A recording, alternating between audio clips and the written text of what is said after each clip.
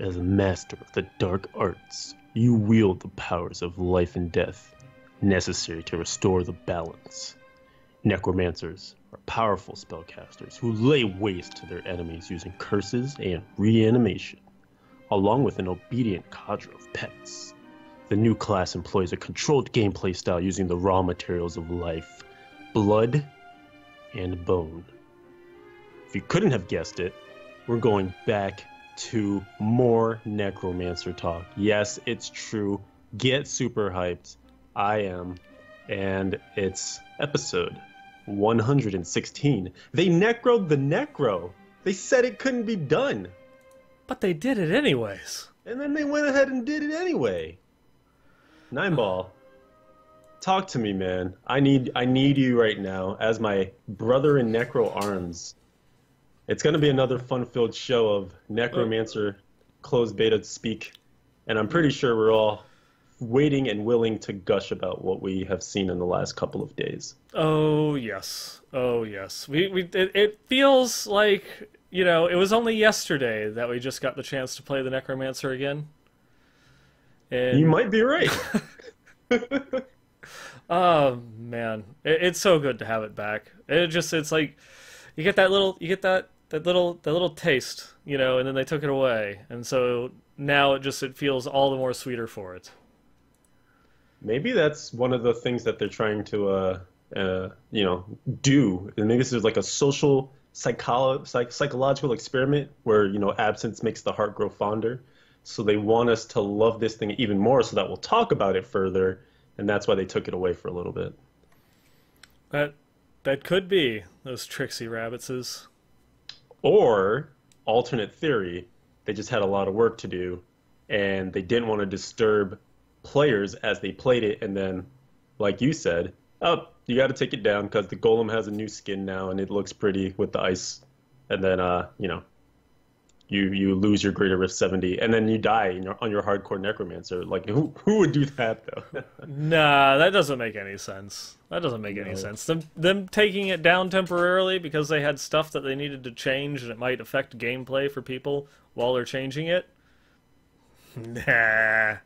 No, that sounds way too planned out. Yeah, not at all. I guess before we get too far into our episode, we of course are going to go through and get our weekend gaming, but do want to, of course, as always, give a lovely shout out to Legion by Lenovo, Intel, and BlizzPro.com for going through and sponsoring the Westmarch workshop and giving us this lovely platform to go through and talk about all things Diablo. But with that, Mr. Leviathan, how has these past couple of weeks treated you in the world of Sanctuary? So, like you mentioned, the Necromancer did go down several days after we had some time to mess with it.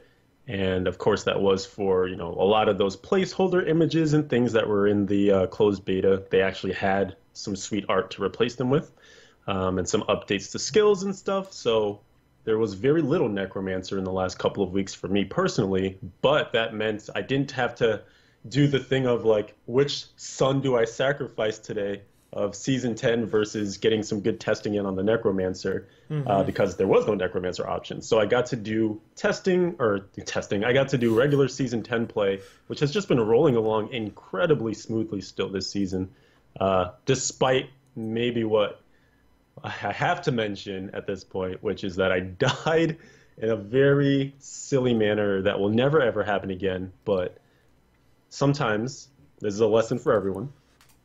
You use Hellfire Amulets because they're very powerful, and they come with incredible passives. Sometimes they even come with your Cheat Death passive. If that ever happens, and you get a good one with your Cheat Death, probably give yourself a Post-it note or a nice big sheet of paper that says, I have my Cheat Death on my Hellfire Amulet. Because if you ever change it, and, you know, thank God for the Armory, it's lovely, can quickly swap from build to build. You probably can also save within build to build if you are going to change from a Cheat Death amulet to something else that you also then make the change in your regular passives to have a Cheat Death. But sometimes when you're not even doing that, but just swapping things to experiment, you forget things. And so, you know, after like how many hours per day of play and getting ridiculously sleepy at times. Yeah.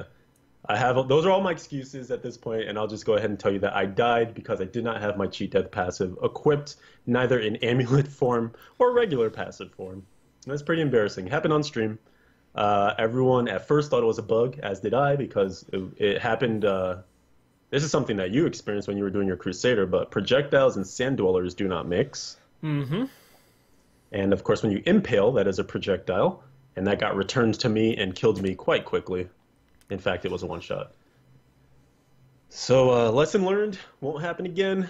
And so far, since then, things have been very safe, very good. We've got a lot of four-player meta stuff going right now, which is kind of, it's really weird but fun for me because we usually, you and I, discuss throughout the different podcasts and seasons, you know, this is what the meta looks like. This is what players are doing on the leaderboards, and this is kind of what's pushing the limits of what group compositions can do.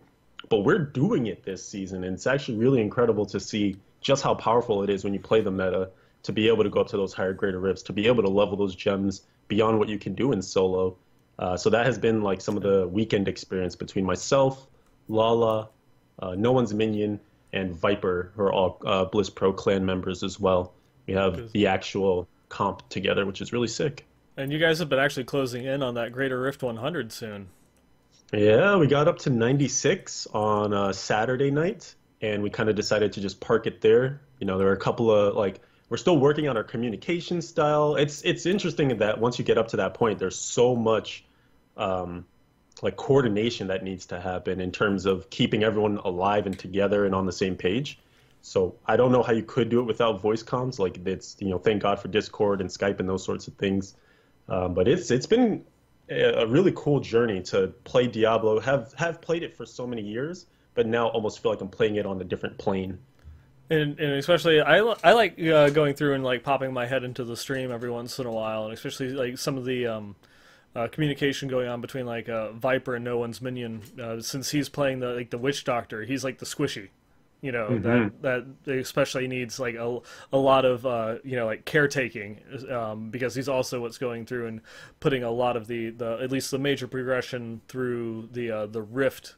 You know, we've talked about this on the show where you have like a witch doctor that kind of like gets you to the rift boss, and then you have your role as the demon hunter that then goes and kills the rift boss. Exactly. Yeah, and that, you know, it's kind of, it's almost funny because it's kind of like going through and like, you know, pulling along Viper. It's like, oh, okay, come and now stand here, stand right there. Okay, good, go do your thing. You're good. You know, it's like it's been a lot of fun. I really enjoyed watching it and seeing you guys push. That's awesome that it also is exciting on the other side of it too, because being a part of it, not only is it a little bit stressful because you don't want to make the wrong move or a bad call, but also to know that on the other side it actually is entertaining, because you never know how those things go. It's so much just like minutia of stand here, like you said, or do this, or oh god, don't run that way, oh it's the floor under me. And we have all these like weird terms that we use now too. There's all these Easter eggs of like, you know, how to give directions and what does it mean when I say, like, you know, we have this pylon versus that pylon, when to hit, not to hit. So it's kind of becoming its own little microcosm of communication. But I love it. It's been a really cool way to experience season 10 so far. What? And hopefully, like you said, closing out on 100. So that's the next goal. What's a sports ball? So sports dome is one of the calls that we have, and it's completely not integral to actually completing a Greater Rift at all. But whenever you see missile dampening, you know how it has like the nice dome-looking feature to it. We just like to say we're in the sports dome, playing sports. I would have gone Thunderdome personally, but then again, I don't do the sports stuff. So that's funny because neither does Lala. She's like, I hate sports and I don't care who knows. I think she probably actually cares who knows, and she wants to tell as many people as possible. Maybe that's actually her true endeavor, her true calling in life. Dun dun dun. Dun dun dun. So a few more updates, I suppose. Don't want to languish too long, but it is a lot to be happy and kind of proud about. But I've hit my highest Paragon that I've ever hit in a season, and much faster than I've ever hit, which is kind of blowing my mind. But I also have been playing a lot, so I should. I'm glad that I'm this far along for as much as I've played. But I'm closing in on Paragon 1400, and this week will end week 4, which is kind of just nuts. Lala's not very far behind. Viper can't play as much with us during the week, but he's still like even in like the 1100s or something, and no one's minion is in like the 1200s. So like between all of us in the clan, like we're just cruising, crushing it, and I don't know. It's just really cool to see then everyone go off on their solo endeavors and be successful. I just did a GR90 myself on Impale Demon Hunter on Monday, and that was good enough for rank 6 or no rank 8, and it's already dropped to rank 10. So like this is crazy just how competitive the Demon Hunter leaderboards have been. But Lala has like every day she's been waking up to see that her #1 spot for the Barb has been taken, so she reclaims it like within a few hours. She's up to like greater of 88 on the Barb, leap quaking it, and it's so cool to see, like to be able to like be proud of your teammates, you know. And I guess this is like one of those things that we only speculated about like before, but where's like the primal count? How many like actual useful pieces of primal gear have made it into the build so far? This is an excellent question. So throughout the streaming, a lot of people will come in and just be like, "What? You have X amount of primals? Like that's crazy!" And then of course the next question is always, "How many are you using?" And this is where I tell you that it looks great to have incredible numbers of primals, but man, you should always take quality over quantity. I've found so far 45 primals in season 10, and in my actual shadows like build that I use to do the GR90, I use 3. So there you go. There's your sign. There it is, yeah. Yeah. And it's incredible that like you will potentially find, only 2 or 3 or 4 and feel like you're so unlucky. But if you're using one of those, you're using 25% of the primals you found. I'm using 1/15. So it's definitely, they're nice to find. They're kind of those cool moments of, oh hey look, triple brackets, but they will not necessarily always be incredible finds. In fact, you'll probably get trolled more often than not. As have I with the primals that I found so far. Can you please tell us about your primals? Because I actually find great joy in all these in a sadistic kind of way. Yeah, I was about to say, you sadistic bastard. Okay, so the first primal that I found was the Chrom's Buff Bracers. And I realized this after it was like, wait, that said I just got 15 Forgotten Souls for sharding that piece of gear. Oh, I guess that was a primal. Goodbye. Goodbye. Then the second the second primal that I found was the Sin Seeker Quiver, which then I noticed and stopped. Oh wait, that's a primal. Okay, cool. Now I shard it because it's like that's just terrible. That's horrible. That's bad. I don't want it. Get it away. Get it out of here. Never going to use it.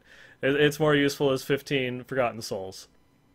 But then, it's like I thought that was bad, and it's like I've made jokes about like going through and like getting like a Primal Justice Lander or something like that. And then RNG was like, hold my beer. Yes. We got something else. I don't even remember the name of the actual token, but what is the most least used follower? The Scoundrel. Gotta be the Scoundrel, yeah. Yeah. And now out of the 3 potential like tokens that you can get for the followers, you've got the one where they will not die, the one where they have access to all skills, or the one that reduces skills cooldowns. With the one that reduces like the skill cooldowns being like the shittiest of all of them. So yes, I have a Primal Scoundrel token, which reduces the cooldown of all of the Scoundrel skills. So what I'm hearing from you is that you instantly started using your Scoundrel, right? No! That's bad. That is terrible. So bad. So yeah. And that was the first one that I did not shard. Because it was at the point that it is so horrible to have wasted a primal getting that that I had to keep it, just for, posterity, right? Absolutely. That Yeah. that one's gonna go down in infamy. Right? It's like, oh my gosh, that was just like, because if it was like, the one where the follower cannot die, it might have at least been okay. Like, imagine if it had been Yeah. that one for like the Templar. It's like, oh, all right, he's got a little bit extra crit damage and some strength. So now instead of hitting like a wet noodle, it'll be, al dente. Um, Hey, manja manja. oh, but yes, that was heartbreaking. That was absolutely Yeah. heartbreaking. Yep. I came into your stream when you were showcasing that one. I had a nice chuckle. So just so if anyone was interested in knowing, yes, you can in fact get the follower token to be a primal. Unfortunately, Yep, unfortunately. yeah. But I want to hear, because I'm done with my week in gaming. I want to hear about your week in gaming because there's at least one story here where you put that token at risk. Yes. Well, I didn't put it at risk. Yeah. Fucking Comcast. Yeah, Um, go. yeah. So, with the Necromancer, since our last episode, the Necromancer being taken, temporarily off of the beta, I did, go back and put some more time into Season 10. We've been going and making strides to go and try and get Guardian. I think the only thing stopping me right now is the conquests. I just have to go through and try and get, I guess, like, try and get a group together because the easiest conquests are going to be the Speed Racer and Worlds Apart. Mm-hmm. Because, yay, set dungeons.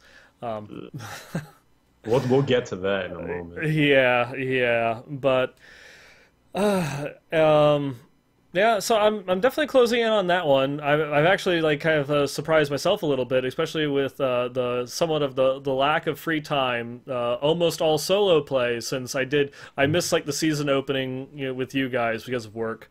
I was many hours late on that, and it's been a lot of just solo play that I think I'm 725, Paragon 725, so closing in on 800. Mostly, the majority of my play has all been solo, so it's been pretty interesting that just like, we always talk about it, you get that power creep, and with the Shadow set, just being able to go through and immediately like tick off, that Greater of 70 within the first week, and then just kind of like flying through it. I did lose a Demon Hunter, and kind of which subsequently was to lag, and I think it was like a 3-player game that we were doing, or a 4-player game, with you, no one, and Lala. I lagged out and got killed, That's right. and then the Necromancer beta started, and so it's like, oh well, I'll have to level that Demon Hunter later. Got it back up, got it re-geared. Now just having to go through and get my gems back up into like the 60s, and then just kind of take it from there. But I was streaming the other night, and oh, all of a sudden, the game stops. And it's like I had been going and playing through, and I'd have like a little like half-second lag or a hiccup or a rubber band or something like that, and it's like, okay, it doesn't like my latency isn't really spiking all that much. That's kind of odd. It was like hovering at around like 200 where it's normally 100. But then all of a sudden, the game itself just completely stops, locks up. I immediately hit the escape key, nothing happens, and then the pause menu comes up, and it's just such a precarious moment where it's like on stream. And this was like this at this point became like the Schrodinger's Demon Hunter, because on the screen behind the pause screen that you can see, I have the cheat death passive, and I'm at 0 health. Yeah. It's like, well, am I alive or am I dead? I didn't die in chat. People in chat are like going through and like just talking. Nothing has come up that says that I've died. Am I still within like those 2 seconds of invulnerability? Like, am I still in like the smoke screen at the moment? Or did that already pass and I'm about to die again? I don't know what's happening here. And it's like, it's just like that moment where your heart sinks. And I'm just like, the adrenaline starts going through my body. It's like I have no idea whether I'm gonna live or die yet, And then so I I'm just sitting there. It's like, and the worst part of it is I don't know if the lag is passed because it's like I'm on stream. And I think I was in Discord at the time as well, and people were telling me that you're lagging a little bit, like your voice is lagging. Oh God. And it was like, oh crap. And the worst part is I can't see the latency because you have to go back into the game to actually be able to hover over your latency meter to see if it's dropped back and I'm able to play the game. Yeah, I wish you could see that when you're paused. Yes. That'd be helpful. That definitely would be helpful. I need to submit that feedback. Dainty, if you're still here, please take a note. Could I see the latency up from the pause screen? Por favor. And so it's just one of those things. It's like, and then it's like, okay, we're gonna risk it. We're gonna see what happens. When I hit this escape key and get back into the game, am I gonna die? And so it literally is just okay. I'm just going to sit here and start mashing the Q key as fast as I possibly can and hit that escape to get back in to see if I can get, the potion off in time. And, I hit the escape key, I'm mashing Q, and it takes half a second for it to actually, like, resume the game, and I'm like, oh shit, I'm dead. I am so dead. And then it comes back, and I'm not dead. It's just like, this is the greatest moment ever. And then I somewhere I'm trying to just dash back the way that I came and get to like a corner so I could just like try and get back to town. And there's like an elite that's going and coming for me. It's just like, where are all these mobs coming from? I just want to teleport. Leave me alone. I want to go back to town. And but thankfully I managed to get back to town.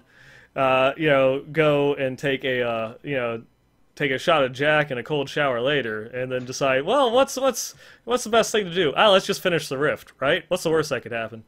Right. Thankfully, there's no lag or anything like that, and then I hopped into a friend's game with some softcore at that point, because it's like, I'm not risking the Comcast boss again on that one. And that was just heart-wrenching. And that's also part of the fun of playing hardcore, because you don't get feelings like that when you play softcore. So like the whole like the heart pumping, the adrenaline rush, and like even like hours later I was like still like sweating because it was really felt like it was like just one of these life or death situations. And then of course when I was going through and I got like the real like softcore experience, because I'm like I'm like Paragon 80, going through and being dragged through some friends through Torment 13. I'm just dying every 5 seconds, and it's just like, is this what softcore is like? This must be what the softcore experience is. You just, you do half the rift dead. Is this this is what every softcore player goes through, right? This is it. We were dying. We were like, Brooke and I, or Noah's Minion and I, were watching live as all this occurred. And it was just so funny to see the dichotomy from you going and caring so much about whether this character was alive or not, to then going and be like, I don't even know, it just killed me right there. Oh, let's just revive my corpse. 30 seconds, all right. I'm going to be dead for a while. Yep. Oh, look at that. Poison pool killed me. That's fine. This is softcore. This is what you're supposed to do. This is properly playing. Or even when you got revived, I was like, oh yeah, you can be revived. Right? I forgot that was a thing. Oh, and why didn't I get, like, why did I get 4 levels up from my gym? That's strange. Oh, yeah. Oh, yeah, you have to live to the end of the rift in order to get that fourth upgrade on the gym. This is amazing. This is a mind-blowing experience. It's a different world, man. It's a whole new world. Yeah. But then, funny enough, though, maybe this is jumping ahead a little bit, but now you and I are doing softcore on the Necromancer closed beta. Yes. Yes. Because just, it would really suck to go through, be putting a lot of time and effort into testing the Necromancer, and then to die to lag, or something that we both experienced playing today.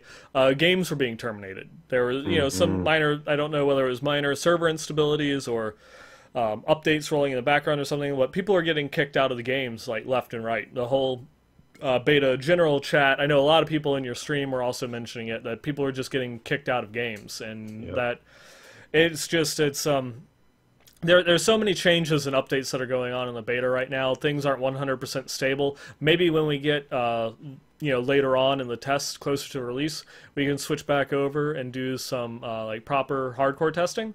But just in the current environment, it does not make sense. And to get the most out of the time spent in the beta and for the testing, because it's not just, oh look, I get to play the Necromancer. It is about testing mechanics and testing the sets, item interactions, skill interactions, reporting that back to Blizzard, giving feedback.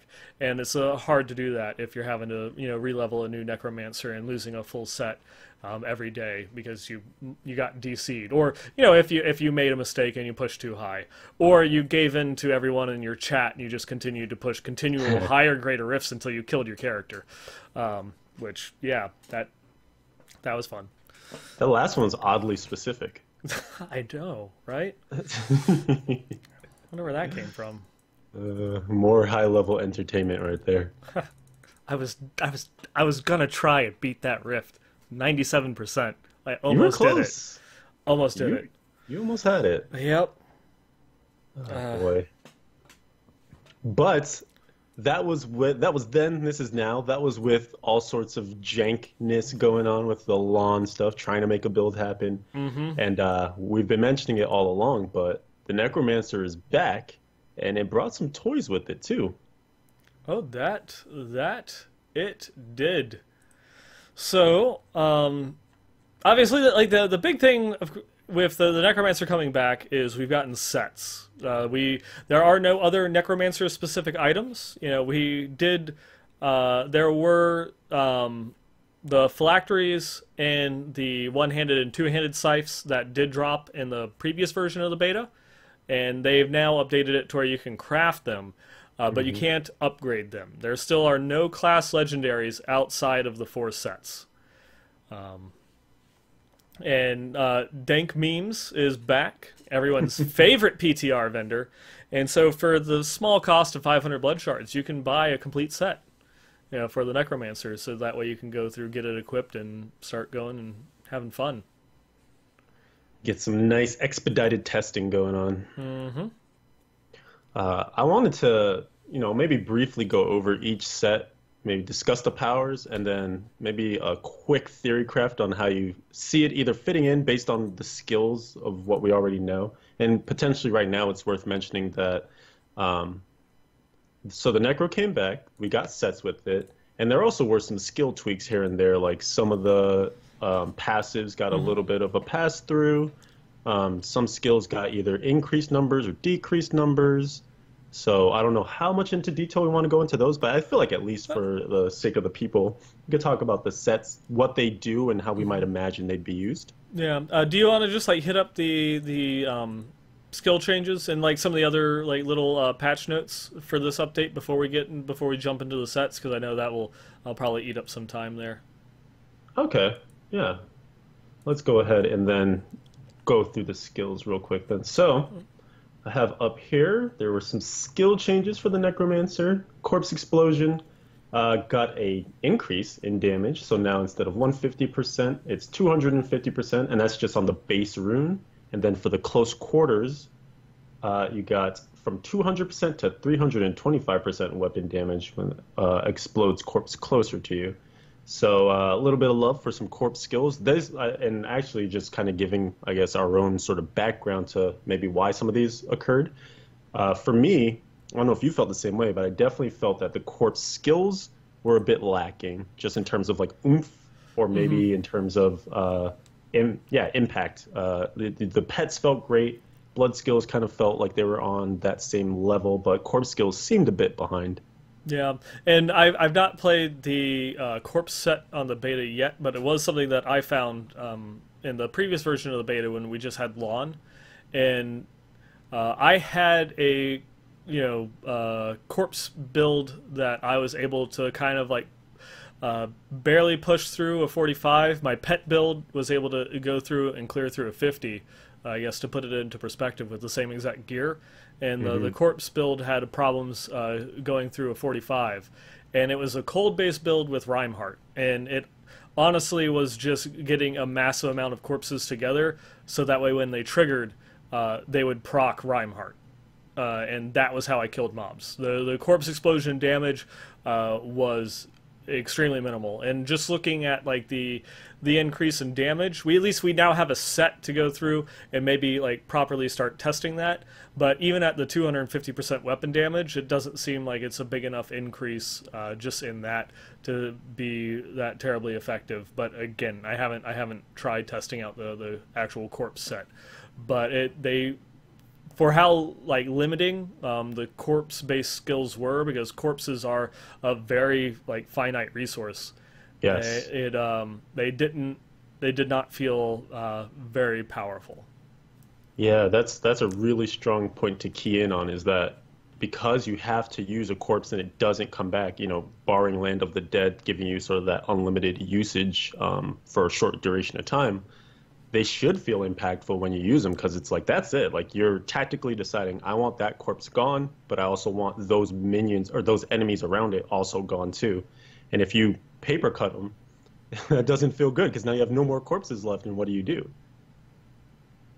Yeah, So, you just sit there and you do nothing, or maybe die. or maybe die. Or maybe die. Yeah, and Uh, that was just a huge issue that I had found. And it's like, Land of the Dead was amazing. Like going through and using the corpse with that corpse explosion build, it was great. But outside of that, it felt very limiting. If and the reason why I had so much difficulties in the 45 was if I didn't get a Reinhardt proc, nothing died. that was it, yeah. It's either feast or famine. Mm-hmm. Going along with sort of the same levy of, well, not necessarily complaints, but just sort of unfulfilledness with the corpse stuff. There we saw other additions to the corpse changes or corpse improvements. Corpse Lance is another skill that was kind of just, slow. It's a single target skill, so you kind of want it to really have good impact when you use it. Again, it's using up a corpse, which is a limited resource, like you just mentioned, 9. So here, the base rune got an increase in damage from 750 to 900. And I guess, again, kind of the caveat we always throw over all this is, none of this is final. This could be one of 3 changes, moving upward perhaps with the numbers. So who knows where it lands by the time everything is said and done with closed beta. But at least this is a number that they're trying on the current build. And then so actually that was it. So just the base rune got a buff up. Again, I haven't personally messed with Corpse Lance. It's probably one of my least favorite Necromancer skills, to be honest. Same here. I will definitely mirror you in those feelings. Just feels like it needs something else. Yeah, that's one of those ones where it's like it was the same problem, that like Impale had with the original Shadows build. It's like Good comparison. It seems to have a decent single target damage. Even at 900% weapon damage, we all know that 900% weapon damage means absolutely nothing unless you've got something buffing it by, like 40,000%. But it's also the fact that it needs corpses to fuel it. And I actually, yesterday, when I was leveling up my Necromancer, I used Corpse Lance a lot while leveling to try and get a better feel for it. And even just leveling, it had issues. Like it would take, it's like if it takes 2 or 3 corpses to kill another white mob to generate another corpse, it's not very efficient. Right. And so it's like trade-off. Yeah. So it's like, in order, if I'm going through and doing mass pulls and Fields of Misery to go through and level via the kill streaks, I have to. So you're telling me I have to kill off 3/4 of the screen to then use Corpse Lance to kill off the other, the remaining quarter of the screen? That doesn't feel good at all. No, not at all. So maybe it does need the the holy point shot phylactery, if you will. Yeah. One Corpse Lance grants 2 other Corpse Lances, or turn that single target to a bit more of a spread, because that is you actually kind of put a nice math spin on it, where if you're using 3 to get 1, no one likes that deal. But if you use 1 and you get 3, that's a good deal. And there is kind of, like the Pestilence set it's kind of like the pseudo corpse set, but it doesn't actually do anything to buff corpse lands. We can get into that when we start talking about the sets, but it feels so underwhelming at the moment. Yeah. And I guess one thing, because this will slide into this, is the Land of the Dead change that we got here. So the base rune now allows you to use all your corpse skills at will for moving up from 5 seconds to 10 seconds, which is a huge buff in duration. And one of the things you had mentioned was that when you can use these skills with Land of the Dead, it actually feels really great. Again, this is a 2-minute cooldown skill, so it's still have to find a way to lower that. And I actually don't have all the sets memorized yet, so I'm not sure if that's built into the corpse set. I don't believe so. So see, that's another thing that maybe, you might have to have a lot of CDR with this or something, but just 10 seconds will be awesome. But just the fact that you can only cast it every so often might make it a little bit limited still. Yeah, and that was actually like a lot of my corpse build that I was playing hinged off of Land of the Dead. I was using an Obzod, as much cooldown reduction as I possibly could get on my gear, just so that way I could get it refreshed as fast as possible. And I haven't played around with Corpse Explosion or anything just yet in the beta, so I don't know if this has changed. When I was playing before, the corpse skills felt wonky. It's like you'd see a corpse there and cast a spell, but it wouldn't trigger because there was a delay in between the corpse spawning and it being usable with the spells.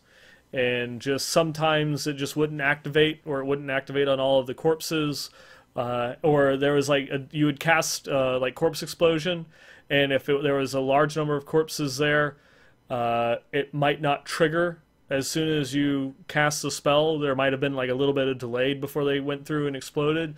So I'm sure that there's something that they're still probably coding on the back end, but I experienced a lot of just delay and overall wonkiness when using a corpse-based build. The exception being Land of the Dead.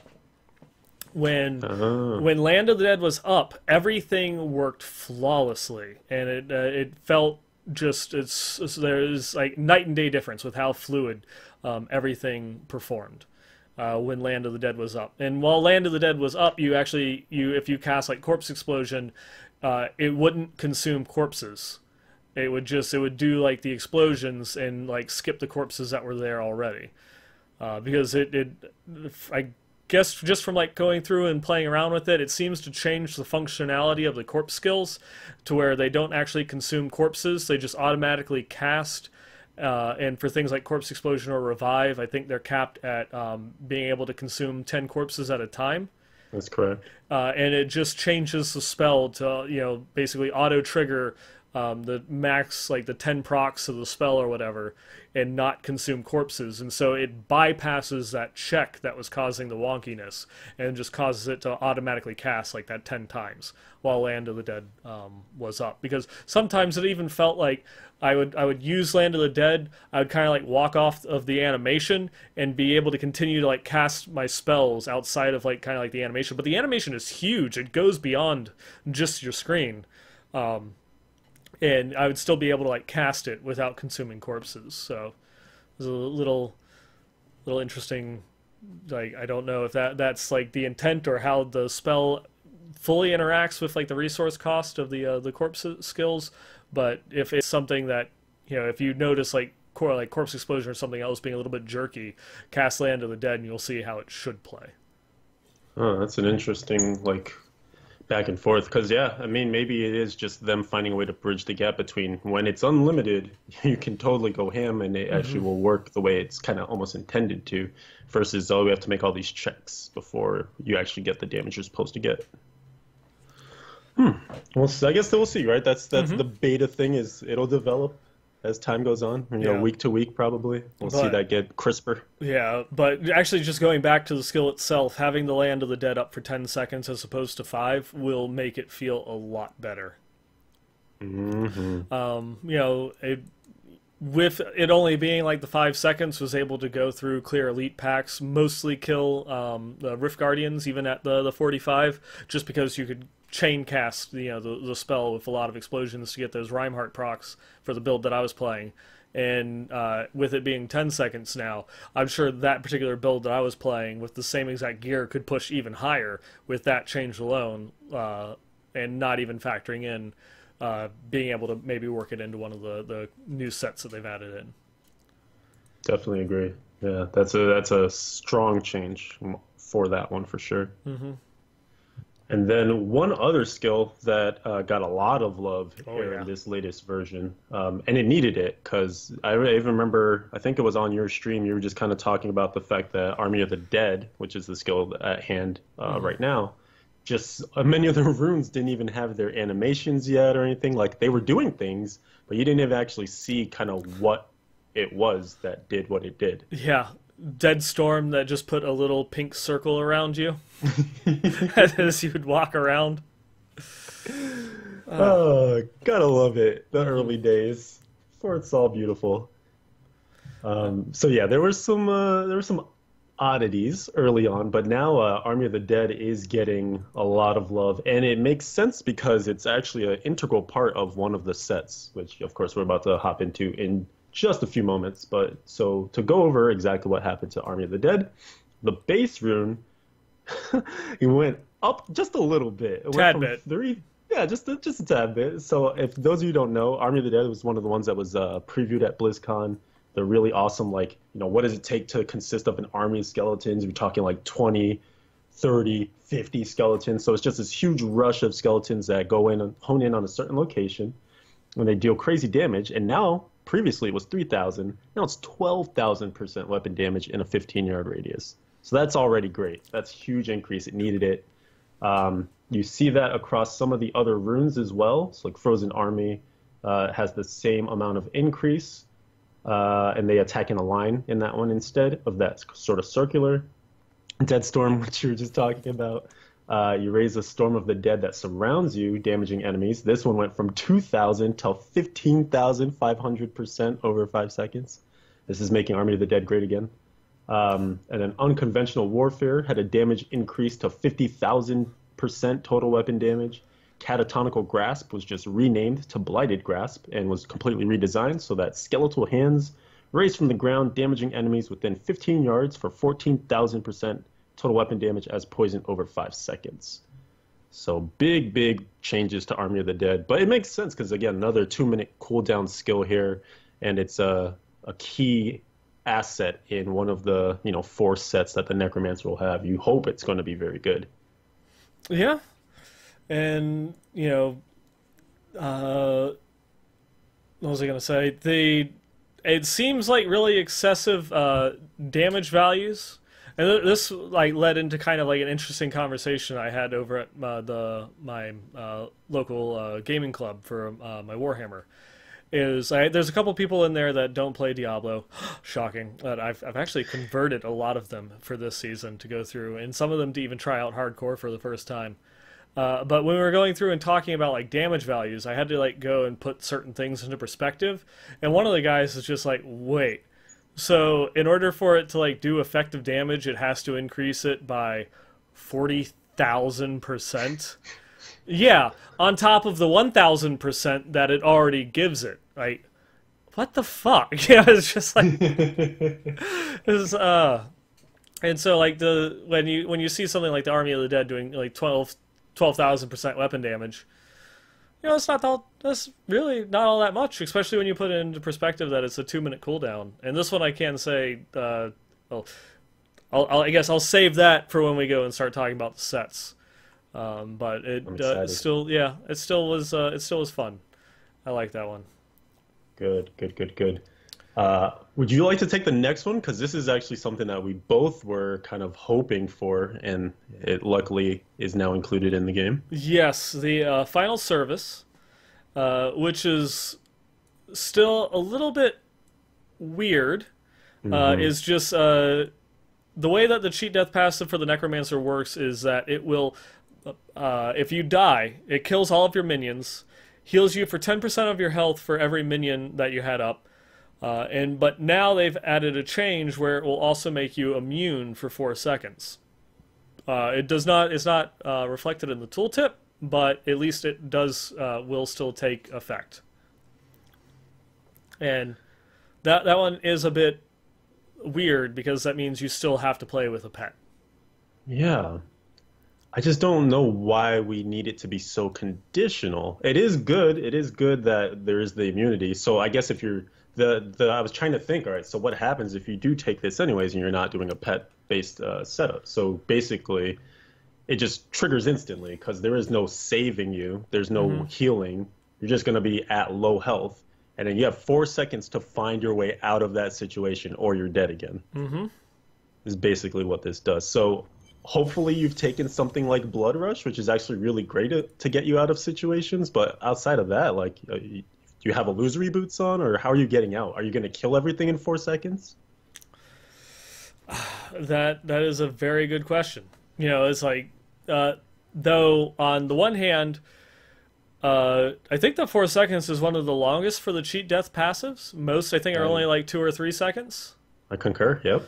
So, I mean, that is nice. It does have, if you're playing a pet build, it has the possibility to heal you to full, which I think the best next to that is only like 45% health.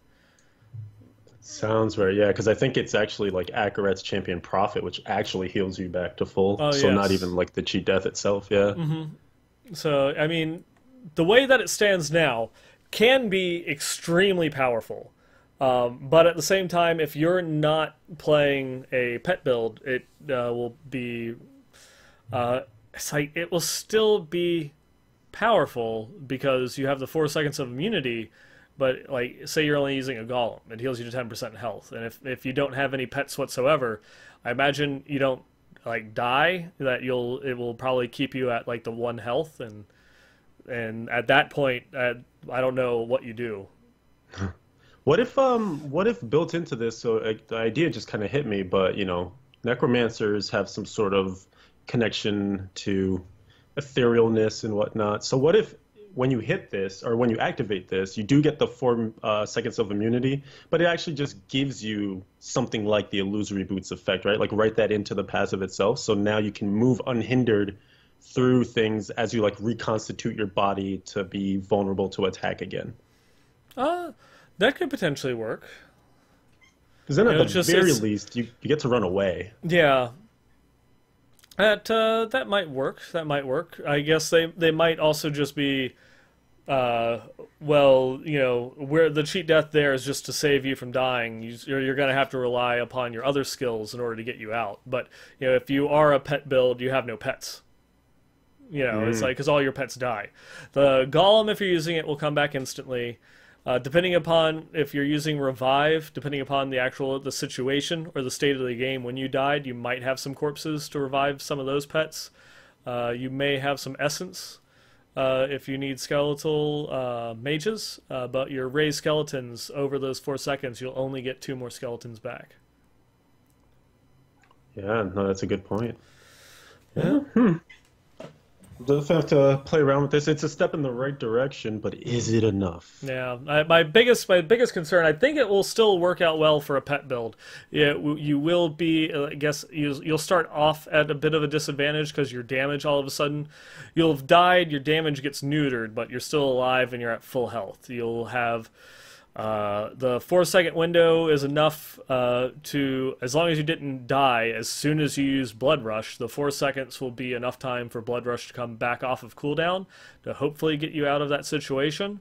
But if you have no pets, and depending upon how much health you have, you might not have enough like life on hit or life regen, you know, because think about it, you just died, you have no pets, you have no health. Blood Rush costs 5% of your health to cast. That's true. Actually, I didn't think about so that.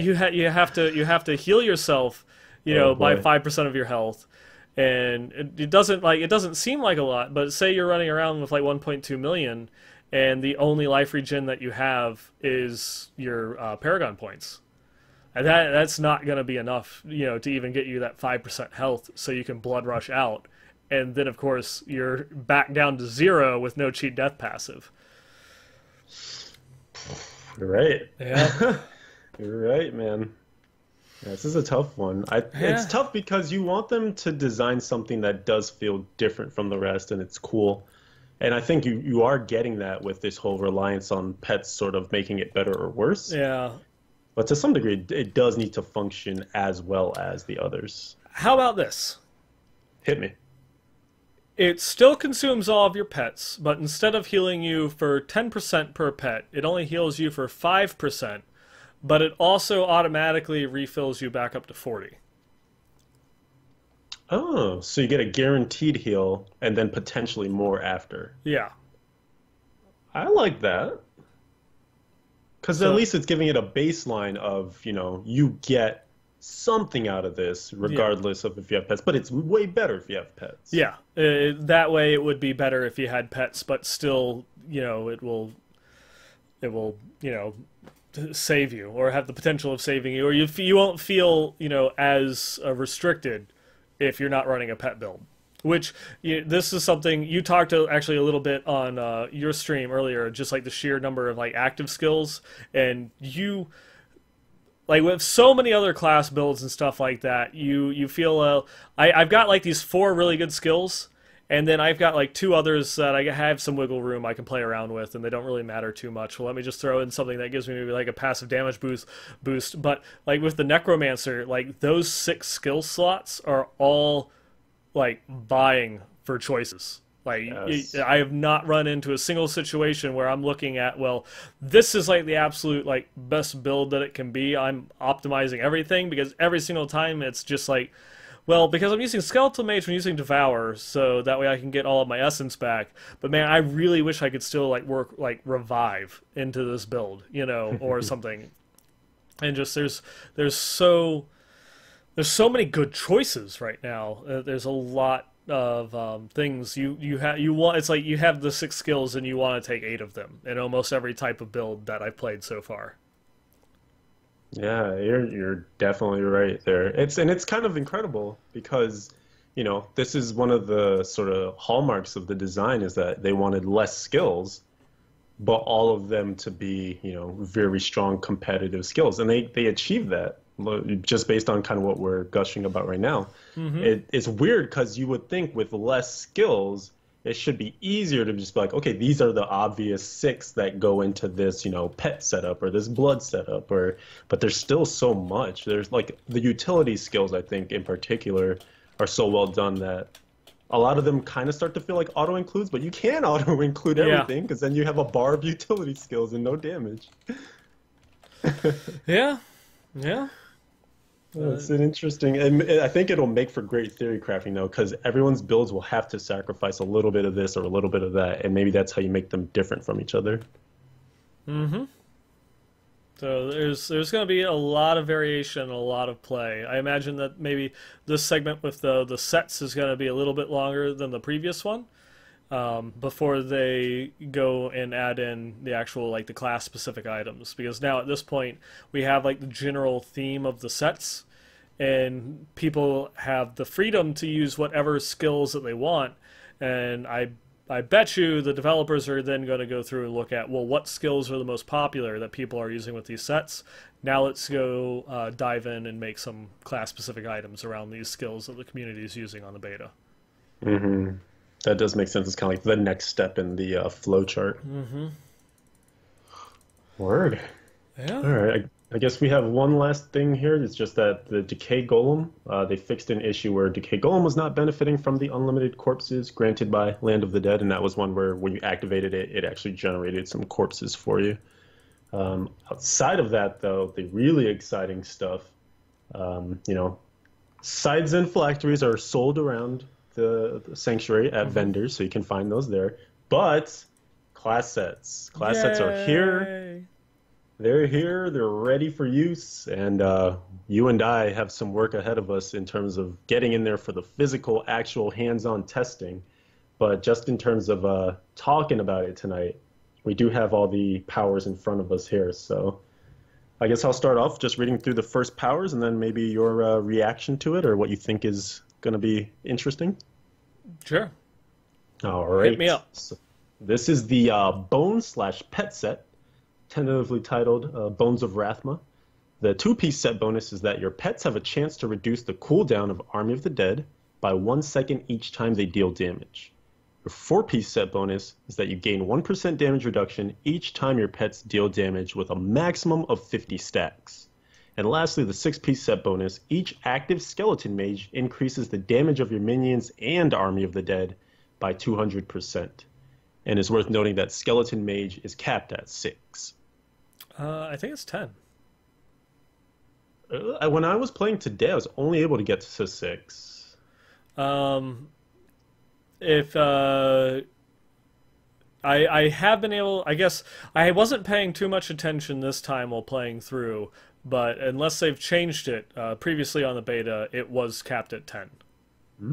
Well, even more intriguing. Yeah, you could get it up to 10 of the skeleton mages. It was hard to do because it's so a skeleton expensive. yeah, a skeleton mage build is so resource intensive. It's a lot of essence that you have to dump into that, and they don't last very long. No. Even with like the extended servitude, and heck, even with the extended servitude and the life support rune that adds an extra 2 seconds onto them, they're pretty short duration. I think because it's like 6 seconds with extended servitude, they're just a little bit under 8, and then with life support, they're just under 10.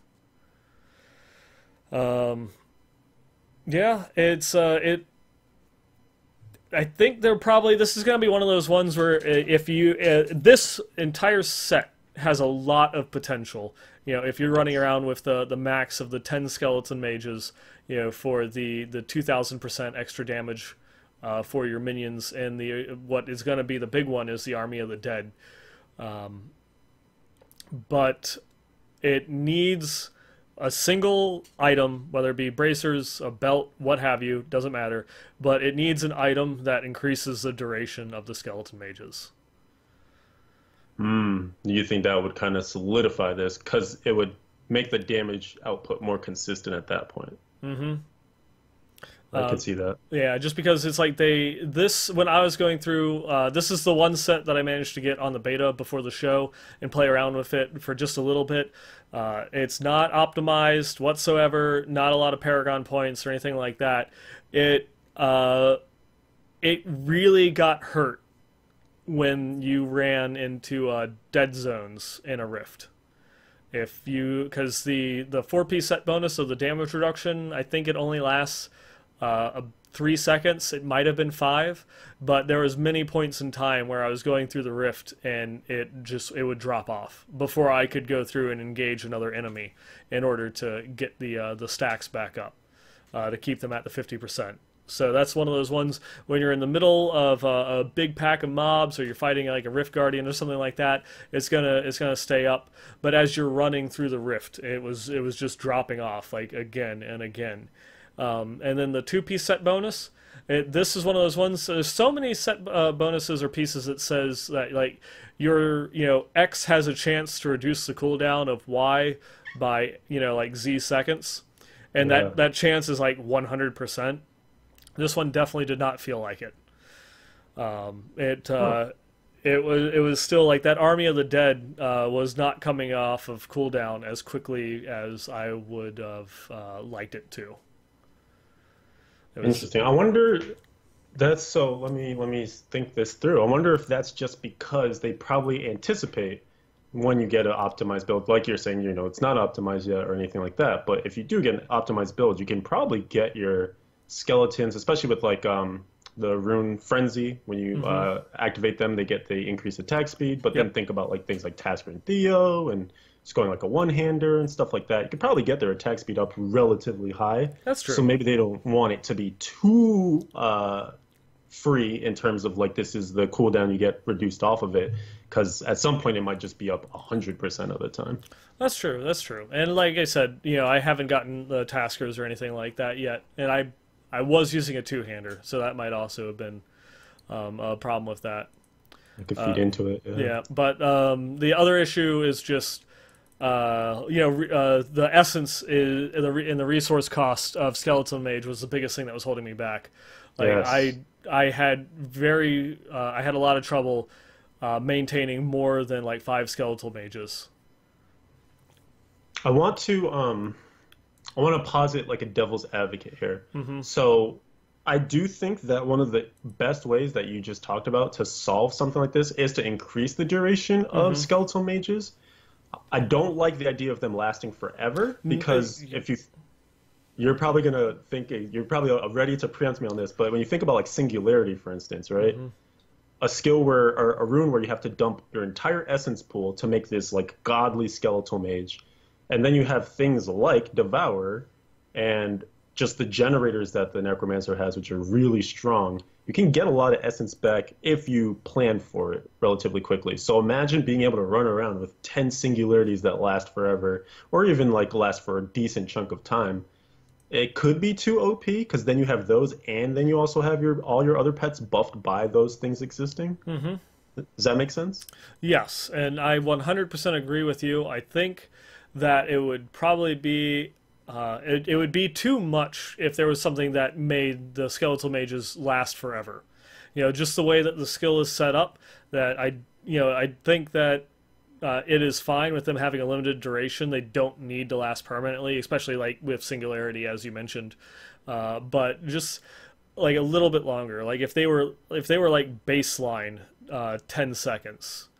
Because I was playing around Mm. with in the previous part of the beta a blood mage build, and that did feel a little bit better. I was able to maintain a lot more skeletons at that point, though containment, just because they're AOE as opposed to single target, So it was just it. Yeah, that is like by far my favorite of the skeletal mages. Containment is just for that AOE clearing is so good. Um, but if they were like more like baseline 10 seconds, and then with extended servitude getting them up to like 12 and a half, and then maybe like an item or something that you could put into the build to give them an extra couple seconds, like if you could get them to around lasting 15 seconds, I think at that point it would probably be better, because it's like once you go through and you spend all of your essence and you get like 5 skeletal mages out, and then the amount of time that takes you to go through and rebuild up the essence to then cast the next 5, your first 5 are now dropping off, and so you're yeah. always in like this perpetual cycle where it's like I'm either having to run in and devour stuff or stand back and use a generator so that way I can then pop out more skeletal mages, and then, well, I've spent so much time doing that, I lost a couple skeletal mages, and so now I'm just playing catch up, and so I'm always sitting around like 5 or 6 when I know that I can get higher, but it's the duration that's putting the more of the limiting factor in it, and I think that's why for like my pet builds, I was actually running with a topaz in my helm for the resource cost reduction, just to try, and then also using, I think it was satiated for the Devour rune, which you could get up to, I want to say, it was like 30% resource cost reduction through stacks with the Devour to That sounds reduce the right. resource cost further, just to make it flow better. Yeah, that's actually the build that I'm running as I'm leveling up, the build quote in Hmm. quotes, because it's like level 59. What is a build at that point? That's what I'm doing right now, actually. And you notice when you've done the Devour and you get that reduced cost, it's like, oh, these skeletal mages almost feel free. But as you mentioned that, actually, one of the things I notice is that if I take the Commander of the Dead passive, which cuts some of the cost for activating your command skeleton, Hmm. I wonder if you could almost throw skeletal mages in there too. And, one other way to approach it, maybe if you don't increase the duration of the skeletal mages, Reduce the decrease cost. the cost. Yeah, it's Yeah. kind of the other side to take it from. Because that actually, that could be interesting. Because even if you kept it in line with the skill and reduce its casting cost by 30%, um, it costs 40 bone. What is it? Bone spikes returns like 24. Though Grim Scythe does return a lot more, depending upon whether you want to be like up in their face or for more of a range build. Hmm. You probably would have to go to just a Grim Scythe for the pure, because you need as much essence generation as you possibly can. That could work. I mean, that could definitely still work. The 30% is going to take what? That's To 12. 28, yeah. Yeah, 12 essence off of it. So yeah, take it down to 28. A single, yeah, at that point, yeah, because like a single bone spear or hitting like 2 to 3 mobs with Grim Scythe would be enough to recast a Skeletal Mage instantly. And that's even before, factoring like the free RCR and Paragon points and stuff like that too. So yeah, that could actually smooth it out a bit. Yeah. But I'm with you. I think this set in general, before we really know what else they do to support it with the ancillary items, it feels like it has some of the most potential. When I was kind of spying all these, this one stood out to me as like, okay, I can definitely see this working. And that was before I even knew that Army of the Dead was going to get as many improvements as it did. So I'd be curious to see if you get like the Tasker and Theo and all that stuff working with how much Army of the Dead's coming back. Like if you really are just like, your skeletons are kind of chopping up the white mobs and stuff, your skeletal mages are doing some work, and then you just blow up every elite that you see with Army of the Dead, if that's kind of the flow of it or not. Yeah, and with the way that it works, you don't even really need to be killing that many enemies as you're running along. So you could even still kind of like skip between elite packs. Oh, right, because it's not even about kills, it's about just hits. Yeah, you're just having to go through and try and stack as many of those hits as possible. I dig it.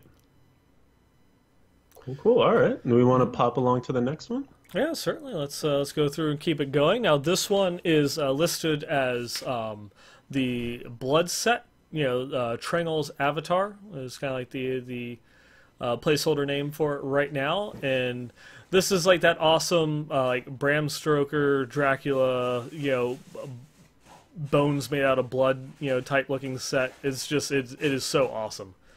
And this one, the 2-piece set bonus is Blood Rush gains the effect of every rune. The 4-piece set bonus is that when you're at full life, any healing from your skills is then added on to your maximum life, capped up to 100% more, or doubling your life total. And the 6-piece set bonus is spending 10% of your life grants you a stack of Blood Cascade, and each stack of Blood Cascade increases the damage of life-spending attacks by 200%, and will increase the life that you lose by 10%. Death and Brussels sprouts. Oh, thank you. For you. Why, thank you. Sorry, where was I? Will also increase the life you lose by 10%, and using a skill to heal yourself will consume a stack, but also increase the healing by an additional 300%. And so this is one that I want to test to see exactly how it works. Yeah, it's really hard to grasp just reading it. Especially that 6-piece. Like the 6-piece, it almost feels like, so you have to go to first base to get to second base, but you can't get to second base before you go to first base. If you slide in, then you do 2 points and 3 points field goal trick shot. What? So it's I'm guessing, so that means you probably haven't gotten to touch it yet, right? No, not yet, because I've only bought the pet set so far, and I'm working on getting enough to then go through and like try out, purchase the other sets to go and try out. And with this one, because I think the way, and now I know there's a couple people in chat that are also in the beta, and maybe they have purchased the Blood set and can go through and fill us in as we're going and talking about here. I want to say that when it says it increases the life that you lose by 10%, that means it will go from 10% to 11, and then like to 12 to 13, instead of going from 10 to 20 to 30. Okay. Just because we also have no idea how many times it can stack up to. I want to say it probably is going to be like the pet set where it will stack 10 times, because at that point it's like you're taking 100% of your health, when you cast a spell, as opposed to just going from 10% to 20% and effectively doubling the life cost of your spells while doing an extra 2,000% weapon damage. Yeah, could you imagine just being like, and I'm out. Yeah, exactly. Okay, this is the Blood Nova for the ages. Don't remember this one. And so that is pretty interesting, and then also because it does have like that counterpoint, and it creates in my head, not having actually played it, but in my head it creates an interesting play style, because you have control over how much health you're spending and how much damage you're doing. Because Blood Rush gains the effect of every rune, Blood Rush is now a heal. So anytime that you need to, you can use Blood Rush to remove a stack and decrease the health cost of your skills, if you need to. And in my head, as I was like theory crafting with this one, to me this looks like it's like the speedrun set, because all you have to do is just like either get a perfect Ingeom or Cuban Ingeom for like that 10-second reduction, or it's actually you don't even need a perfect one because Blood Rush is only like a 5-second cooldown. Yeah. That you can just, if you need to lose stacks, you can Blood Rush through a whole bunch of enemies and just like heal yourself and drop all of your stacks as you need it. Yeah, that's right. So you really, like you said, you really are in control of your own destiny with that. Yeah, it's like as risky as you want to play it. And who knows? It's like, again, I've not played it, so I don't know if it does cap at 10 or if it keeps going. Or if the subsequent stacks, are like cumulative, to where instead of being like, like 11, 12, 13, it could be, like 11, 12, 14, 16, 19, and kind of like continue. That is taking like the additional 10% of what the previous percentage was, and I see what you're saying. Yeah. Math. Mathing. Yes, we did math on the last episode. We'll try and keep it to a minimum here. once per month. Once per month, right? yeah. And yeah, Power Steering here in chat is going through and saying, at about 20 stacks, it was roughly half my health bar, but he hasn't seen it cap yet. Wow. So wow, there you go. That's pretty interesting. One of the things I start to get very excited when we talk about Blood Rush, because it is actually my favorite skill for the Necromancers at the moment. Seeing all runes of Blood Rush and seeing that at the 2-piece kind of intrigues me, because now I'm imagining some sort of, like you said, this in its own right could just be the speed farm sort of setup. But I could even see trying to do like maybe a Ring of Rogue Grander, and then sneak this into, or maybe that wouldn't quite work. But I don't know. I could see people trying to sneak in like a 2-piece, blood set, 4-piece something else, or just to get all those runes. And even though you don't need all of them to be super effective for, like, you really just need Ingeom and any rune that you want to take. You could still do some interesting things with that. So it's kind of cool just to see all runes unlocked and that be at such a low. Because if you think about Shadow Power, you get all runes unlocked, that's 4-piece. Raycore, you get all runes unlocked, that's a 4-piece. So, this is the damage dealer, and I guess technically neither is Shadow Power, but it's just kind of cool to see it that low. Yeah. And then the 4-piece set bonus was a very interesting way of kind of like effectively saying you have 50% damage reduction. Because you can get up to double your health total, which is roughly the same as saying you take 50% less damage, because your health costs, because they're static percentage and not a static amount. It costs 10% of your health, not 100,000 health. So your the life cost is always going to be effectively the same for when you're talking about 100% to 0. But it now will take twice as many attacks to kill you to get there, yeah. From the mobs that are attacking you. So it's just like it's a different way of giving you damage reduction. That's kind of cool, yeah. Yeah. God, you said we weren't going to do math. I'm sorry. But it's just it's like things like this that really go through and interest me, because they're finding like frailty. It's making it so that making it so that the mob dies at 15% health is an interesting way of saying the mob takes 17% more damage. And then this one, doubling your health total is just an interesting way of saying you take 50% less damage. It's not one for one. There's some math there, and it doesn't scale completely, but it for all intents and purposes it's more or less like that amount, accomplishing something similar. Yes, exactly. Yeah. This is one I definitely the blood. When I first did Necro closed beta stuff, one of the things I gravitated to instantly was like, I want Blood Nova, I want my Blood Rush, and I'm making a speed build happen. So this set is definitely one I want to tool around with, as soon as I can. And yeah, I guess this one we'll probably have to come back to 2 weeks from now and say, here's what we thought, based on, kind of our theory crafting right now. Yeah. I think this one definitely has a lot of potential, and yeah, just from what like Power Steering's saying, like having 20 stacks and having your blood skills cost like half your health bar. That's playing with fire there. I'm even thinking too about just the synergies with some of the passives, because previous to this, a lot of the blood skill sort of things that you could do, they had some pretty decent passives where you have like the blood for blood, where you can remove like the cost of one of your blood skills. You have the, what was it, like blood is power or something like that, where losing a certain amount of life gives you some cooldown back. So you could really toy around with some stuff here and potentially either get into like a really strong cooldown reduction for your skills based on this set, or just, you know, trying to really get a crazy stack and play with your life where I want a health globe right now because I'm going to cut the cost on this. Yeah, and this is also like one of those ones where you could work the new rune, or not the new rune, but kind of like the Dead Storm for Army of the Dead. That one is actually a blood rune. And so it gives you that huge AoE around you, you know, as you're going and like running by. And so it will take from it will tie into the blood stacks that you've got for having the super ridiculous increased damage on it.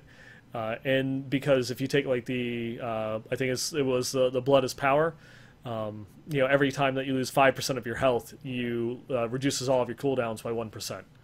And just from what they're going through and saying, if something's costing like, you know, 20-30% of your life, you're gonna be, you know, getting your cooldowns real quick.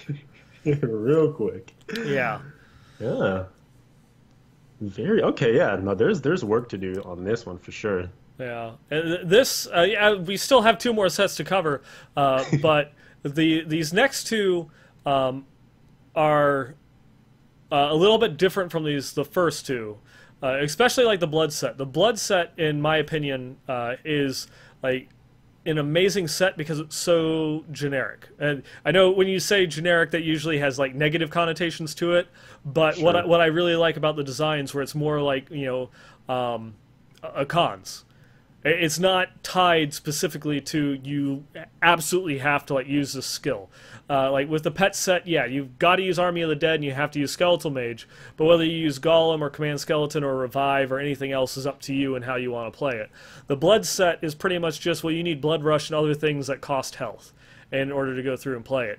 And it gives you a lot of freedom with how you want to play, as opposed to a set that's very limiting. Like Shadow's Mantle, you have to use Impale, you have to use Shadow Power, and you kind of, in order to make it work, you have to use Vault, you know, with the way that set is kind of set up. Not saying anything bad, I absolutely love playing, you know, the Shadows set, but it also is nice to see like all of these Necro sets, well, at least like these first 2 having a bit more versatility. The next 2 that we get into are a bit more limited. They're a bit more focused in what it is that you can do, and while they still seem pretty cool, I really like these 2 because they're rather open-ended, and they give you a lot that you can test out and play with. Definitely agree. I would almost go one step further and say that looking at all 4, they are very general. I mean, there are definitely, like you mentioned, some that you have to takes. And that still is going to make things really interesting because, you know, previous to us just talking about sets, we were talking about the fact that there's so many things you want to squeeze into each build. That's before sets are even limiting you. So here, there are definitely a couple of, like, you need this in order for the set to kind of turn on. But I don't know, with the next one that we're about to discuss, it really feels like it kind of reminds me of Baby Lawn in a way. Like, you just need one thing, and then from there it kind of opens up. And that's bone armor. So if we talk about, you know, it's called the Saint set as a placeholder, and that's potentially named the Grace of Inarius. I like that. 2-piece set bonus here is that your bone armor's damage is increased by 1,000%. So those of you who do not know, bone armor is a skill that you can take. It does some minimal damage currently. It's like 150. Yeah, it's real small. Yeah. It lasts for 60 seconds, and you can hit up to 10 enemies with it, and it has a nice radius on it, actually. But you'll get some damage reduction, correct me if I'm wrong, damage reduction based on how many enemies that are affected by the bone armor when you cast it. Yes. Okay. So here the two-piece set is the bonus is buffing up that damage that bone armor does. The four-piece set bonus makes bone armor stacks refreshed. In addition, bone armor grants an additional 2% damage reduction per enemy hit. So you're actually essentially doubling that damage reduction. Yep. Because And bone armor normally, if you hit 7 mobs, you'll have the 7 stacks, and then if you go and you hit 3 mobs, it overwrites it, and so you only have that's 3 right. stacks. That's right. The 4-piece set bonus now makes it so that way it refreshes, like kind of like a bit closer to how like Siphon Soul works. Nice. Okay. Yep. Excellent. And then we got the six-piece set bonus. This is where you make your money. Bone armor also activates a bone tornado. Bone-nado. Bone Storm for anybody that's rated ICC. Awesome. It damages nearby enemies. Or sorry, hold on, let me read it again. Bone armor also activates a bone tornado, damaging nearby enemies by 307. I guess maybe that should say 375% weapon damage as physical. Enemies hit by the tornado take 850% additional damage from the Necromancer's abilities and minions. And so that's kind of why I say it's a little bit open-ended from here, because all you really need is get the bone armor up, get the bone-nado, bone storm going, get them hit by it, and then now, whatever skill you want to use from here, bone spear, blood, or nova, death nova, now it's all getting kind of buffed up. And that's why I mean it's like a baby lawn in a way, because it's that 850% additional damage versus, you know, whatever the full stack of 1300% on lawn. Yeah. So I think when I first saw this one, I was like, I like that because it almost gave me the Akan sort of feeling where it's like, you know, Akan needs to be up, and then when you have Akan up, you get the you get a reduced resource cost, and you get Akan, you know, able to give you extra damage, and now damage reduction built into it. And so this almost feels that way because now with bone armor up, you get damage reduction and you get the increased damage. So it's really just like, here's the one skill you should put on and go crazy from there. Yeah.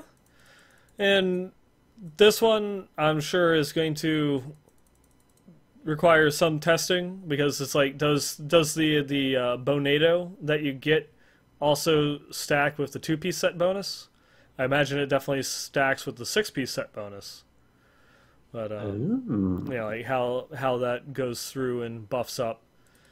I'm sure that one's going to be needing some tweaks or something like that because, yeah, I guess like you mentioned, you have a lot of freedom with what you can do from that point. With this one will, you know, because it affects both the Necromancer's abilities and minions. You could like work it into like a pet build, if you do like a pet build that doesn't use skeletal mages, Right. you know, or just, you know, some sort of caster with the set bonus. It probably would be a bit more like close range build.